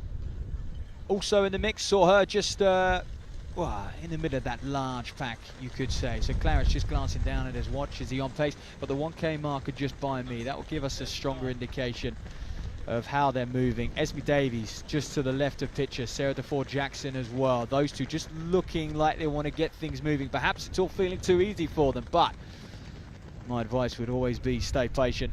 Both come into this in very, very good shape though. I think when you've had a winter setting lifetime bests and running low 70s over the half marathon, the strength is there and you're eager to get moving and do something quicker. We saw them both have a great battle actually. I think they're going to be inseparable today. They had a great battle at the podium Leicester 5K back in mid-March, so a month ago. How much have they come on since then? They would have got their head down in that period. Banked some miles and sharpened up the touch as well. A few more opportunities to run a little faster. So keep an eye on the clock as they're moving through the kilometre marker around about, well, they're through it. So where the man in the orange is, so they're sort of 3:08, 3:09 through that first kilometre. Flaherty and Baker a little further down. Big prize money on offer for these athletes. £1,000 for the win. Very, very generous of the Bristol Track Club 5K organisers. They've kept it at that for so many years now. It's one of the most rewarding road 5Ks there are, with a lot at stake. Though Sarah DeFore-Jackson means business. She looks like she wants to really just push this one on. The Claridge is still setting the pace. You can see that second pacer in behind him, and then as well, DeFore-Jackson just wants to be a little bit careful. This is the windy section. Stay tucked in. I think Claridge just telling a few people to calm down. I mean, there's no one more experienced than him at doing this, eh? He's a low 14-minute runner himself. He's got the task of pacing the men after this one as well. So 2 races within the hour for Ben Claridge. So interestingly, seeing DeFore-Jackson just start to tuck in a little bit more. We hope the camera crew just going to focus in on these lead females, which they are, Davies and DeFore-Jackson. Well, the Border Harrier's travelled a fair way for this. She means business. She won't want... She could do with reimbursing some of that travel as well, shouldn't she? All the way down from the north. Perhaps even stayed overnight. Perhaps enjoying a little bit of a weekend getaway in Bath. So Davies, Sarah DeFore-Jackson, it's Jenny Legate, and it's Hannah and Jacek there in 4th. Those are your top 4 women. Prize money down to 5. Rebecca Flaherty and Chelsea Baker. Those two, lifetime best, 16:15 and 16:20-ish. Just sitting off this early pace at the moment. As expected, things breaking up quite a bit already. It's always that crucial point. Get through the first kilometre. Everyone's near enough the same through that first K. Once you get through that, then things really do start to string out. People tend to sit back into slightly slower rhythms. Some are keen to just press, try and get to 3K as fast as possible, then roll the dice, see what happens, but still contact for that lead group. It's what we like to see. Pacer doing a superb job, by the way. I'm glad these women have been able to identify him amongst some of these men who are just stretching things out. And if these men in front do blow up a little bit, there is going to be a nice stream of runners for these elite women to latch onto.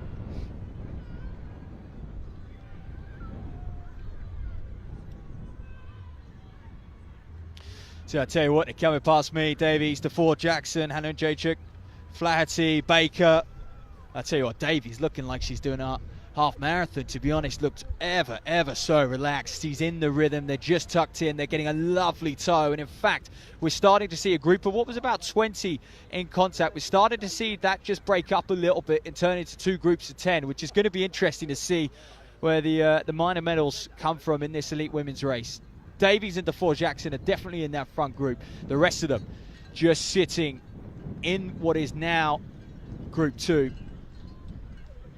Always good images to see the rest of the field just snake their way around. Absolutely packed. Look, organisers done a great job. Seating is almost perfect. Oh, I should say perfect, actually. No, almost about it. Well, there you can see. I think there's going to be a group of women who are going to be hunting. They're well through 2 kilometres. Yeah, very close to 6:20 6:25 at 2 kilometers for all the women in that lead, in that top 5, I should say.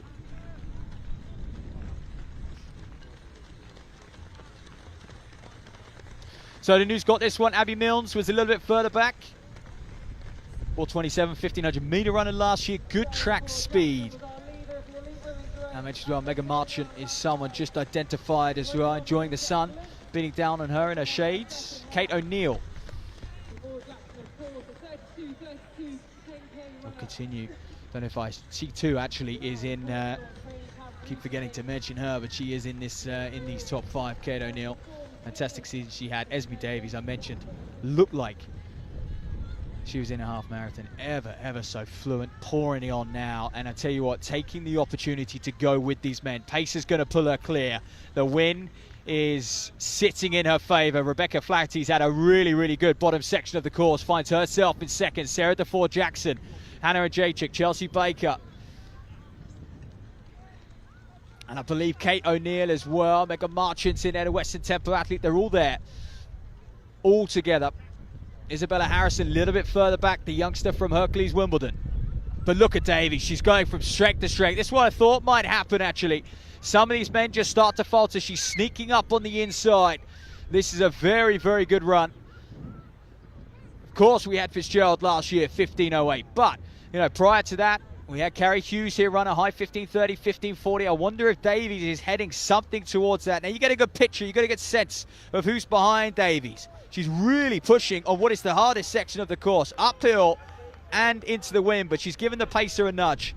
That's what I like to see. He's working for her today, and that's exactly where you want to be, isn't it? Look at that, just tucked in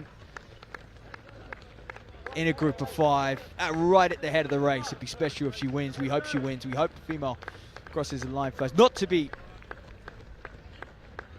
discriminatory of these men, of course, but it is labelled as the elite women's race in Wave 2. The men are doing a fine job, and we hope there's some great PBs out there for them as well. So the Davies on the shoulder, high cadence. Just moving the arms, and for me, you're just looking at efficiency. You're looking at a distance runner in their prime, very efficient. And just handling, you know someone's fit, someone's ready to go when they could just coast their way up that hill into a headwind. And now she'll take this turn and should have a lovely downhill to enjoy with a tailwind, and she'll be approaching her final lap of this circuit. Keep an eye then. Rebecca Flaherty, I tell you what, is looking good there in second place in the blue, in the Bingley Harriers vest. Oxford University Junior has had a fantastic winter. National Junior Cross Country Champion. Top 10 at those World University Cross Country Championships. And is she starting to get on contact with Davies? Look, camera angles can be a little deceiving. Kate O'Neill, Baker, Megan Marchant, the rest of them in that group. Difficult to see from here.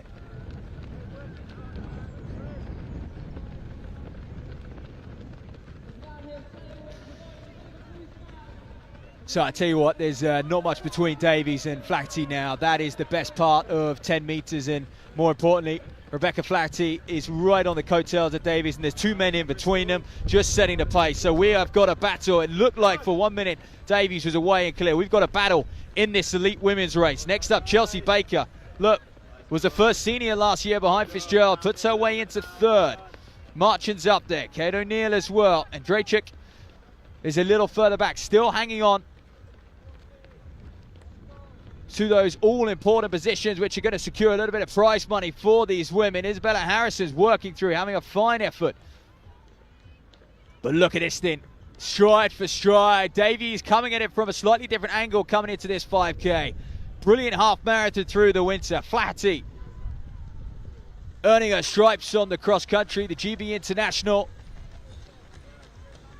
And really, it was a long cross country campaign for her, starting all the way back at the end of September, early October, and right through till mid-March. Short bit of time off out at the Isle of Man. Then that amazing running festival there, 5K, 10K, and brutal, the famed Peel Hill race. And had some good dust-ups with Neve Brighton-Hubbard on that occasion, but seems to have bounced off it well as she matches up against Davies. It's those two, and we are coming into the final kilometre. So then Flaherty just asking a few questions. I'm looking, is Davies just in behind her? Davies hugging that inside line on the rail, and Flaherty's going from strength to strength. She needs to get contact if she's to pull away to a few of these men who could just help her through that wind. Looking very, very strong at this stage, but Davies is on her inside. You can see it's only 5 metres. Who's going to cope best into this wind? Flaherty only decided she was going to race on Monday at this one. A little tune-up before the Bucks Track and Field Championships in a few weeks. So finds herself ahead of Davies, who is extremely strong. Regularly operating in and around that 16-minute mark. There's me, Davies. And like I said, wintered well, but this is Rebecca Flaherty's race now to lose. Moving through these men as well. She'll have her sights on the overall win, not just the female-only win. She'll know Davies is back there. She'll know how strong Davies is as well. And a Bingley Harrier enjoying a little bit of company. Can she get carried up? Can she get towed up? And you can see that lead bike just helping her out a little bit as well. Rowan, credit to him, one of the organisers here. Doing a fine job on the bike, Rowan Priest. So Flaherty looking as strong as ever. Paced this one very, very well. Went off several places behind Davies. She was back deep into that pack. She was in Group 2 for a little while. It was that surge on that third lap that has made all the difference. So this is the close of the third lap, but it was this time a lap ago she closed up some big margins, and now she starts to pull away. She'll know she'll have the wind on the back. So will Davies though. They would have both done their course recce. They would have both realised that this part of the course you need to get moving. You need to keep that turnover going. Don't worry about that final 200. That will take care of itself. And you can see a clear change of pace from Flaherty at this stage. And a few of the other women just see a little bit further back. So there's 1-2 in the overall race. Credit to these lads. They really have set the tempo. They've looked good throughout. And they've done it the hard way. They haven't had a pacer. Oh no. They've been toe for toe, battling one another. So Flaherty, where's Davies? Just coming into shot. It's going to be close. 14.5 minutes on the clock. Remember Fitzgerald last year. What a run. 15.08. How close is Flaherty going to get to that? Never broken 16 minutes before. And I wonder if today's a day, on a windy old day here at the Odd Cycle Track just outside of Bath. As we pan across, we see a few other women doing battle. Credit to all of the men out there as well. So there is a little bit of context to that gap back to Davies. We just saw for a split second. I'd say that's about 20-30 metres now. Who's in third? Is it Chelsea Baker? Tell you what, she's closing on Davies. Baker knows this course better than anyone. A consistent runner at the Bristol Track Club 5K after the last few years. Right, sweeping round this final turn. And how's she going to take it? Rebecca Flaherty is going to need a little bit of sprint finish if she's going to compete against these men. If she's going to hold off Davies as well, who is just making that turn for the final time. It was a bold move from Davies early. Pressed around 2-3K. She's going to be holding off Baker in third. Those two are 2-3. The win is hers. The win is Rebecca Flaherty's. This is a fine performance. And now it's all about how fast can she go. Lifetime best would be anything inside 16:20. As she edges closer to that finish line, she'll realise what's ahead of her. An historic run. Life-changing prize money for her as well. Just inside 15. If we can believe the clock, unofficially a massive lifetime best for Flaherty. Davies gets second, just outside her best, and Baker also chops a good 10 seconds off her best. Fine performance from her. Well, let's keep an eye on the others out there.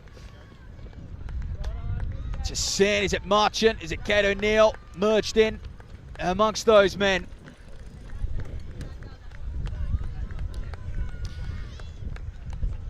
Going to see some of those early runners who featured.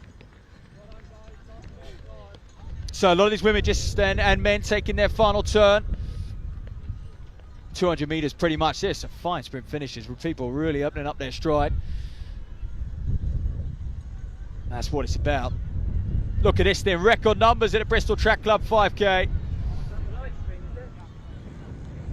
And if you're just tuning in, 15:46 was the overall victory, and we think about 15:55 for Rebecca Flaherty. Oxford University student Bingley Harrier and GB International sweeps the Bristol Track Club 5K.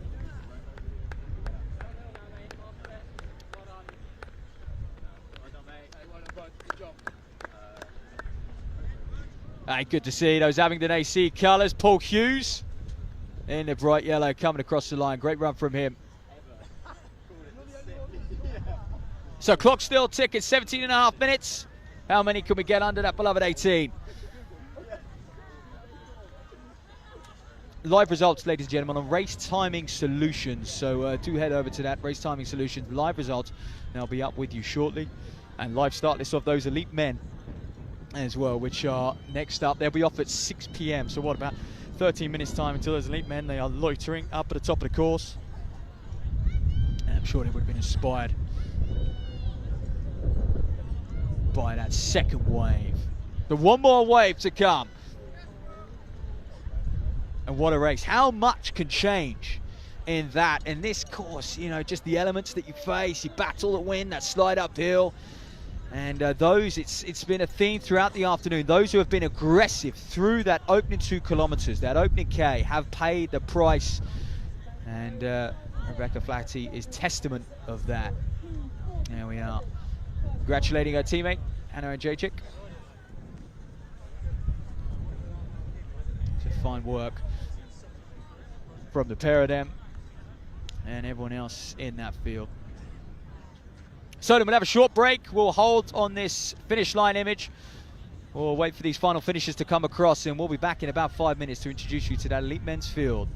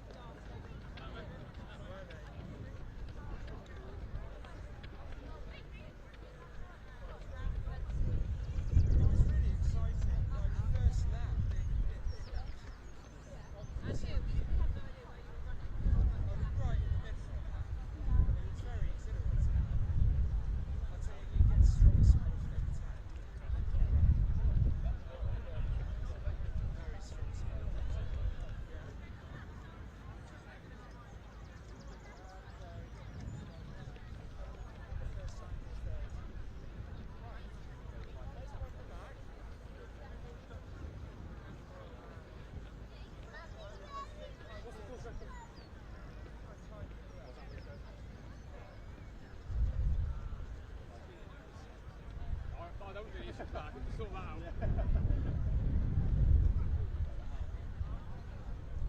Do you know what? I know I've already got a good reel out of this. At this point, it's like, fuck it. I can get that.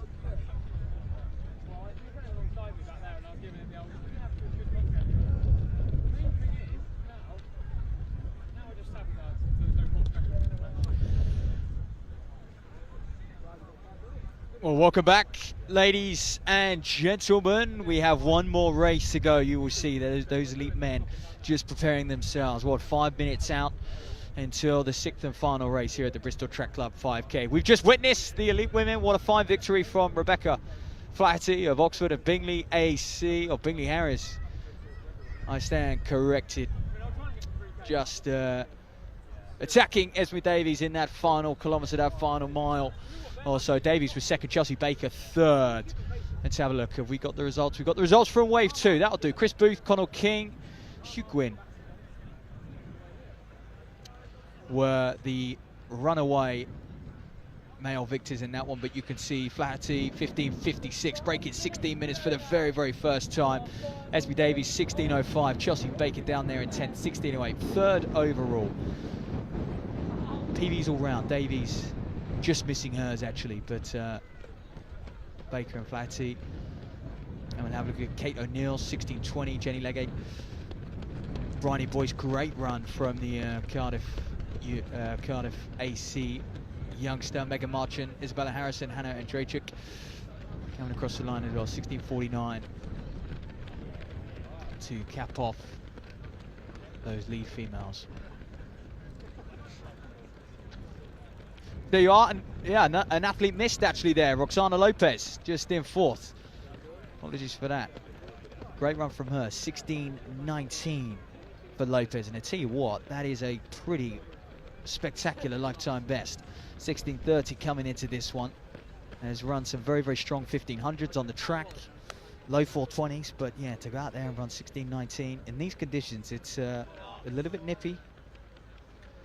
There's a good strong wind here as well, but a lot of those women would have benefited from the company of those men out there as well, breaking the wind, deepening that field.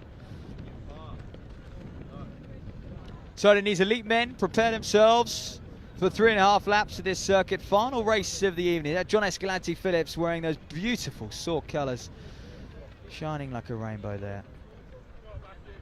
I hope it's him. He usually wears that vest.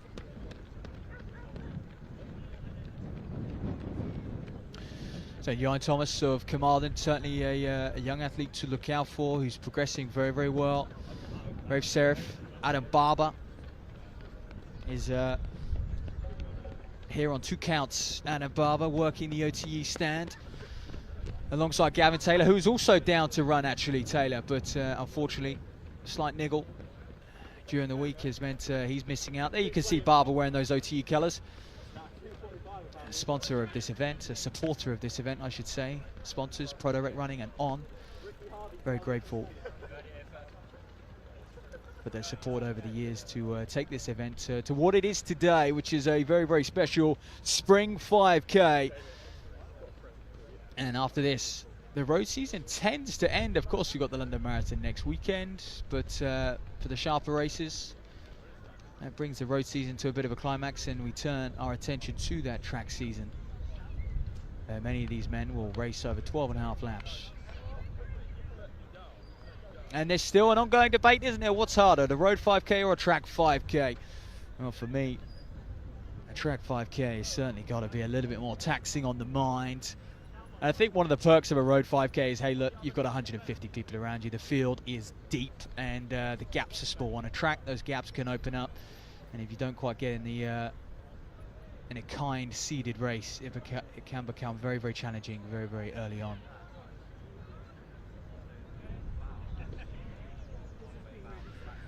So then one man to look out for is Kedar Omar. I mean, he is unbeaten this year. He's only done 2 races, but 2 wins. And importantly, he has taken down John Escalante Phillips in those races, those top flight races. And he's run 14:07 for 5K, 62-minute half marathon runner, incredibly strong. And ran his lifetime best of 13:41 on the track at the Tony Pandy PB Classic, which, by the way, if you're watching this, is on the 13th of June this year. A little bit earlier than usual.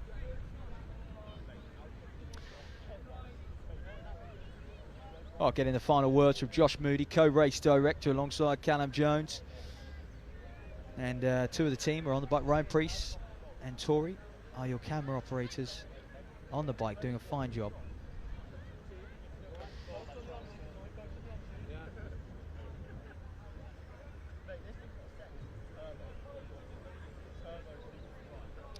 So as we witnessed in that elite women's race, this first K is very, very fast here, just because of its nature. It is downhill, it's a tailwind and downhill. I mean, you got the adrenaline going, take that first turn. I think the women were something like 3:05 through that first kilometre, lightning fast. See what these men will offer. Rumours floating around here this afternoon that Kadar Omar is after a 2:45 first K. Well, to be fair, he has run 13:41. That is lifetime best, or in and around that PB territory. Seems a pretty sensible marker for me. He likes to front run, Omar. He likes to break those around him. He doesn't enjoy people sitting on his tail. He'll push and push and push until he's got a bit of a gap and can just settle into his rhythm. Let's see if he does that today. Escalante, Phillips, Barber. We'll try to stay with him. So away they go then for the final race of the evening here at the Bristol Track Club 5K. Who's to the fore? Ben Claridge will do a fine job pacing, no doubt. Once again, Ricky Harvey is certainly a man to watch. He was third here last year. And I wonder, fourth here last year, apologies. I wonder if he could get on the podium this year. Here's what I meant to say. He's yet to break 14 minutes, 14:08 back in February at the Friday night under the lights race, and starting to show some real positive signs of breaking the elusive 14-minute barrier. It kind of separates the good from the very good at this level. And more men we are seeing crash through that 14-minute barrier year after year. So then a huge pack early on. Claridge, Omar, it's Harvey in behind. Dom James, for me, is a very, very exciting prospect, and perhaps haven't seen the results from him over the last few years I would have expected. Adam Barber's in there. Johnny Cornish, Sam Mokes, John Escalante Phillips. And Sam Mokes wearing the unsanctioned athletic club colours, the all black. It's a great road campaign, operating around 29-30 minutes for 10K this year. Harvey looks nice and comfortable in behind Omar. Barber as well. I think that's where these two are going to have to stay, but it's all well and good doing it now. Can you do it in 3K's time? Claridge, surprisingly, not being hassled at this stage, is out there. That long stride of his, Omar's going to have to get used to that. That 800-meter runner's stride of Ben Claridge makes any speed look relaxed. You might see a few famed influencers today as well. There's Ben is running. And to be honest, started life out as an influencer, but the level he seems to operate now, he's much more than that. He is a fantastic runner in his own right. He's wearing those on colours, supported by on this occasion, and he's right down on 65 minutes for a half marathon. That seems to be his favoured distance to half marathon, but we know he could do a job over 5,000 as well. Let's see how he gets on. So, still Omar. Harvey looks relaxed. Barber, Dom James in there. Sam Mokes, Rafe Serif. That Belgrade vest, I haven't spotted it yet, actually. Still just 19 years of age, Rafe, and fifth at the Bucks indoors. Quinn Ingram, apologies, is looking for him. He doesn't look to be in this one. Coming off the back of a pretty strong winter, Quinn. And he's had his ups and downs. Birmingham out in Font-Romeu at the moment. Perhaps he's out there with them, preparing for that summer season. The Bucks Track and Field Championships just 2 weeks away, and over this way as well, back in Cardiff now. Oh, bank holiday, May bank holiday. So they snake their way up the hill for the very first time. They're well through that first kilometre. Everyone well through in about 3:10. That whole field moved through that first K. So there we are then. Claridge, Omar, Harvey, Barber, James, and it looks like Escalante Phillips, Mokes, that's Serif, Johnny Cornish is in the yellow for Hercules Wimbledon. He's off a win. His last outing was a win. Of course, many of these men would have raced the road relays as well. Just last weekend, similar distance, just over 5 kilometres. Well, you can see Claridge just taking that turn wide. Wants to negotiate it safely now, Kadar Omar. That's a lap done, and that's a pretty hefty lead that he's got already. Now, Ricky Harvey finds himself in a difficult position. He won't mind it for now. Look, he's got a tailwind and a slight downhill, so he'll be happy to be where he is, have the clear road in front of him, but it's just whether the likes of Barber, Escalante Phillips, James, they just come round him to help one another out, keep this gap to a minimum, because at the moment they're waving goodbye to the victory, and perhaps they knew that before they started. Perhaps they accepted the fact that Omar might be too strong. Still, loads of running left though, and look, Omar only just pipped Escalante Phillips a few weeks ago. And so Jep, as he's famously known as his nickname, will know that he should be on Omar's tails. And he's being smart about it. He's using this downhill section, he's using this tailwind to close that gap. That's a very smart move. He tucked in up the slight hill into the headwinds, and now he's just pulled around Harvey, pulled around Barber, and he's using this part of the course to get back on to Kadar Omar. And I tell you what, a few of these other men will be grateful of that. He's dragging them to a faster time if they can go with it. I tell you what, Barber looks very, very smooth. He's been handing out protein bars, energy gels. I hope he's had his OTE before this one. Sitting in 4th in the race, 3rd overall. James just becoming a little bit detached. It's early on, 5.5 minutes into this one, and a few men are getting isolated out there. Cornish, Serif as well, Mokes. They're the next 4 or 5 who are just single file, and they're going to have a pack of sort of 5 or 6 hunt them down. And Ben Felton is amongst that pack. Here we are, then. Spot your teammates, spot your training partners, perhaps even your rivals. Cheer them on nonetheless in the big old train that carves its way around the odd down cycle circuit.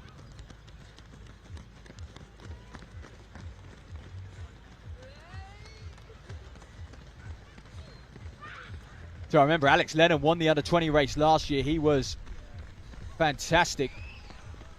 So then, Kadar Omar, John Escalante Phillips, and Adam Barber. These are your top 3. It looks like Claridge is done. His work is done. He pulls to one side. He lets these boys race. And Omar is someone who does thrive in these positions. He enjoys being out front. He enjoys pressing the pace, asking the question of those around him. He won't. I don't think he'll let this lead up. He's going wide, though, interestingly, sort of trying to draft off the bike as much as possible. And the wider he goes, the wider the bike goes. But he'll cut this corner pretty tight. Just under 7 minutes in. We're over halfway now. Escalante Phillips, nice work in behind him. Barber's now on his own. Harvey also on his own. James as well. These men are they're measuring things now. They're starting to just check in with how they feel, and they just know they've got to get another lap done, really, before they go full gas, full send, if you like. I'll tell you what, Jan Thomas and Kamal and the youngsters having a good run, just passing camera there. Looking very relaxed, and he's in a good spot. So pretty much single file. Is this camera angle deceiving, or is Kadar Omar broken John Escalante Phillips? He's not enjoying this windy section. It looks like Barber is slowly trying to work back to him. Harvey's hugging that inside line as well, trying to get as much of a shield off that crowd as much as possible.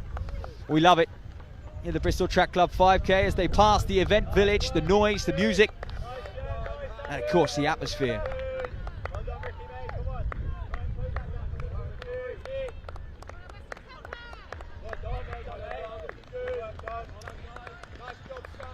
Oh, Kadar Omar doing what he does best. I mean, 2 wins from 2. Can he make it a hat-trick of victories in 2026? He's looking very, very good. He's asked the question of Jep early, hasn't he?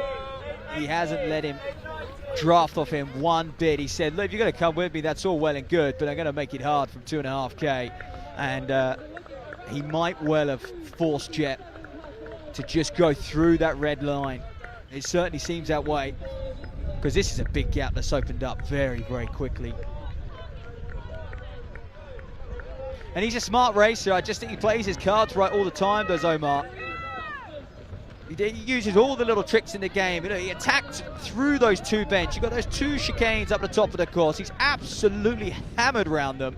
And now look what's happened. Jet's now decided, look, the wind's gone. How do I get second here? I'm going to draft off Barber for as long as possible if he can. So he is literally on the heels, stuck to Barber like glue. But Kedar Omar still leads. Hey, Davies faded a little bit in that women's race. That gap was closed, but it wasn't this big. Oh no. So credit to these two, Barber and John Escalante Phillips. Very, very accomplished domestic runners themselves. And Harvey doing a fine job. He's in fourth. Look, he was fourth last year. Can he get amongst the medals? That's what he's going to be asking. So he's got a good finish on him. He's the quickest out of this lot on the track. 3:42, 1500 meter runner. Dom James in behind him. Johnny Cornish, talk about finishes, has a blistering finish. That's how he won Friday Night Under Lights a month ago. Rafe Serif, Sam Mokes, those guys are changing positions. Ben Felton seems to be carving his way through the field. Very, very steadily, pacing it well, Felton. That half marathon strength shining through.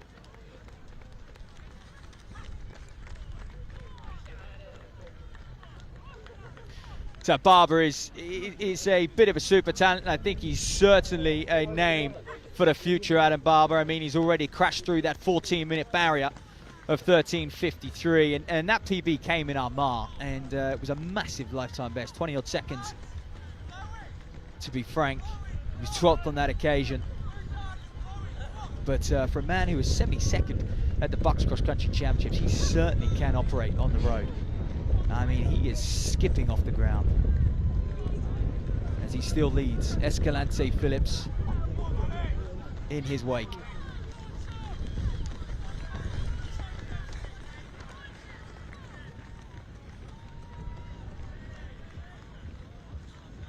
Well, he's up the hill for the final time, then sweeping round this left-hand turn. Kedar Omar, ladies and gentlemen. Who else? When you look at that start list, you do just think, well, these boys are going to have to be in shape to challenge this man. He races sparingly, but when he does race, he makes sure he's in shape and he makes sure he can contend for the victory. Ricky Harvey doing a fine job all on his own in fourth place. And he's got a pack of 4 behind him. They're not closing. He's keeping a good tempo going, is Harvey. But let's see what Omar's going to do. How quick is he going to run? 13:45. Be great to see him in and around that mark. Look, Efrem Gidey's course record, you start to think could be in threat. 13:43 of Gidey. He's got just over. He's got about 700 to run, hasn't he? I think that might just be moving away from him. See how quick he can close. I know Gidey had a huge finish. He really did on that occasion. That was 3 years ago now, wasn't it? 2023, goodness me. So there you are, Kedar Omar sweeping round what has been on the return. Here's some of the strongest club runners you'll see this weekend.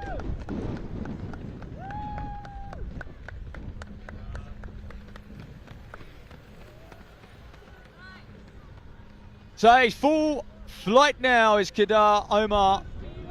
And this victory was his at the end of that first lap. He gapped the field and he hasn't looked back since, to be honest. He's just kept the pressure on. He's made those guys think. He's lured them into a little bit of a trap. He's made them pay the price, to be honest, for his fast early lap. They have no choice though. What choice do you have? And he knows that. And he knows just how good he is. And this is a much, much bigger winning margin for him against Escalante Phillips than we saw back, a few weeks ago now at Battersea for that top flight race where he ran 14:07. How close to that is he going to be today, or time or two? Escalante Phillips has moved himself into second. As I suspected, he sat on Barber for the last lap and a half, and now he slingshots round him. Flies that down this downhill, round the last bend, but he won't get near Kedar Omar. But I got to give credit to Escalante Phillips. I do love the way he's a racer. He's a racer at heart. And hence why he readjusted the game plan on the spot like that. And this man you're watching doesn't need to have a game plan. He is full throttle. And it's another victory for him. Congratulations to Kedar Omar. It's a fine performance. How close to the course record is he going to be? Oh, agonisingly close. Just outside Gidey's 13:43.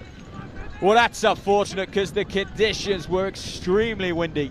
And the pacer dropped out early as well. I wish we could see Escalante Phillips. We're not going to see him cross the line. Or Adam Barber for that matter. I think both of those are through the finish line. There's Barber there, 14:04. That's a cracking run from him as well, considering he's been working on the OTE stand all afternoon. He's quickly put the race shoes on. Quick jog. And just run a cool 14 minutes of 5,000. How about it? Cornish with a big finish. Having to avoid a few cameramen. So a few more just coming across that line. Here we are. Here's the sprint finishes. It's funny, isn't it? In these conditions, you just see packs of men. It's sort of 4 or 5 gap, 4 or 5 gap, 4 or 5, and they're all just doing their best to make shelter in the wind, but also feed off one another, help each other out, and that's exactly what we've seen. Well, we'll stick around for the results of this one, but what a fine day here at the Bristol Track Club 5K. This is the final wave, and in fact the final piece of action from the last 5K. We'll see for another year, but it continues to grow. Record entries in 2026. What will we see in 2027? Came agonisingly close to a course record. An unexpected course record for me. I didn't have Kedar Omar down to run that fast, but he's in lifetime best shape. And I think Cornish might have got very close to a lifetime best the way he's celebrating. The Hercules Wimbledon man. Great run from him.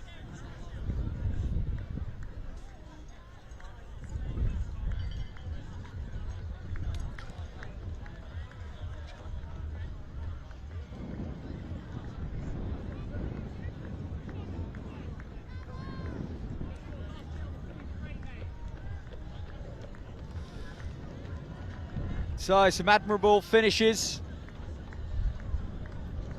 from those out there.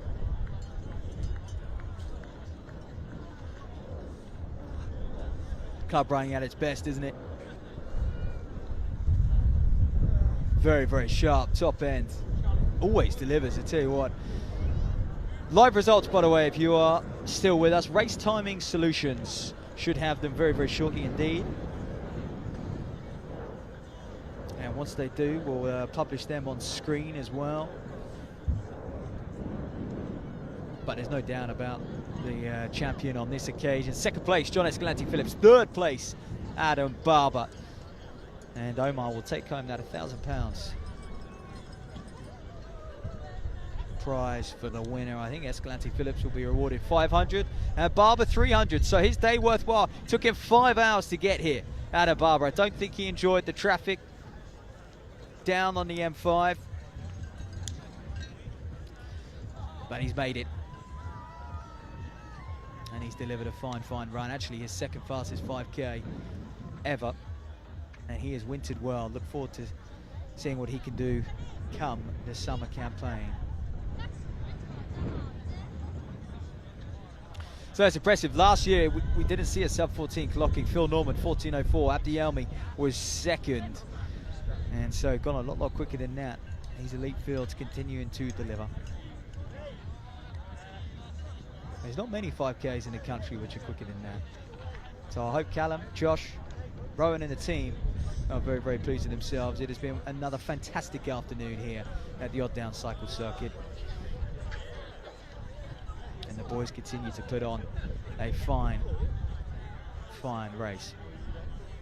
Started a few hours ago though, didn't it? Those wheelchair races. We welcomed 3 times Paralympian Mel Nichols to the Odd Down Cycle Circuit, and then we witnessed these under 12s, under 14 3-kilometer races. And Kedar Omar getting a standing ovation as he makes his way back towards the start line. Good job too as well. Nothing shy of what he deserves.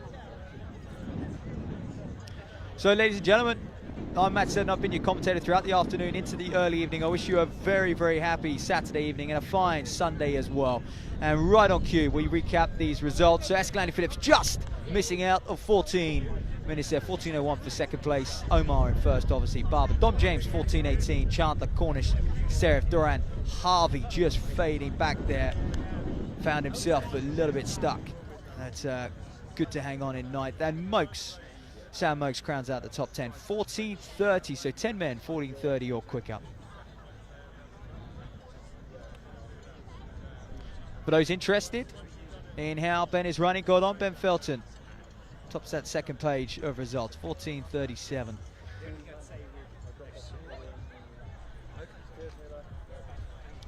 Good finish from him. And ever so consistent is Ben Felton. Has he ever had a bad race? Ian Thomas, the youngster, 14.48, smashing through that 15-minute barrier. Very, very strong from him too. The Carmarthen Harrier.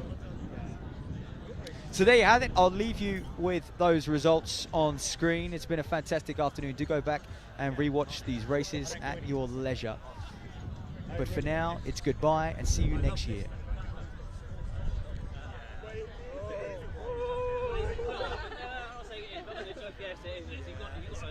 If you're paid details, I'll do it. I was just saying to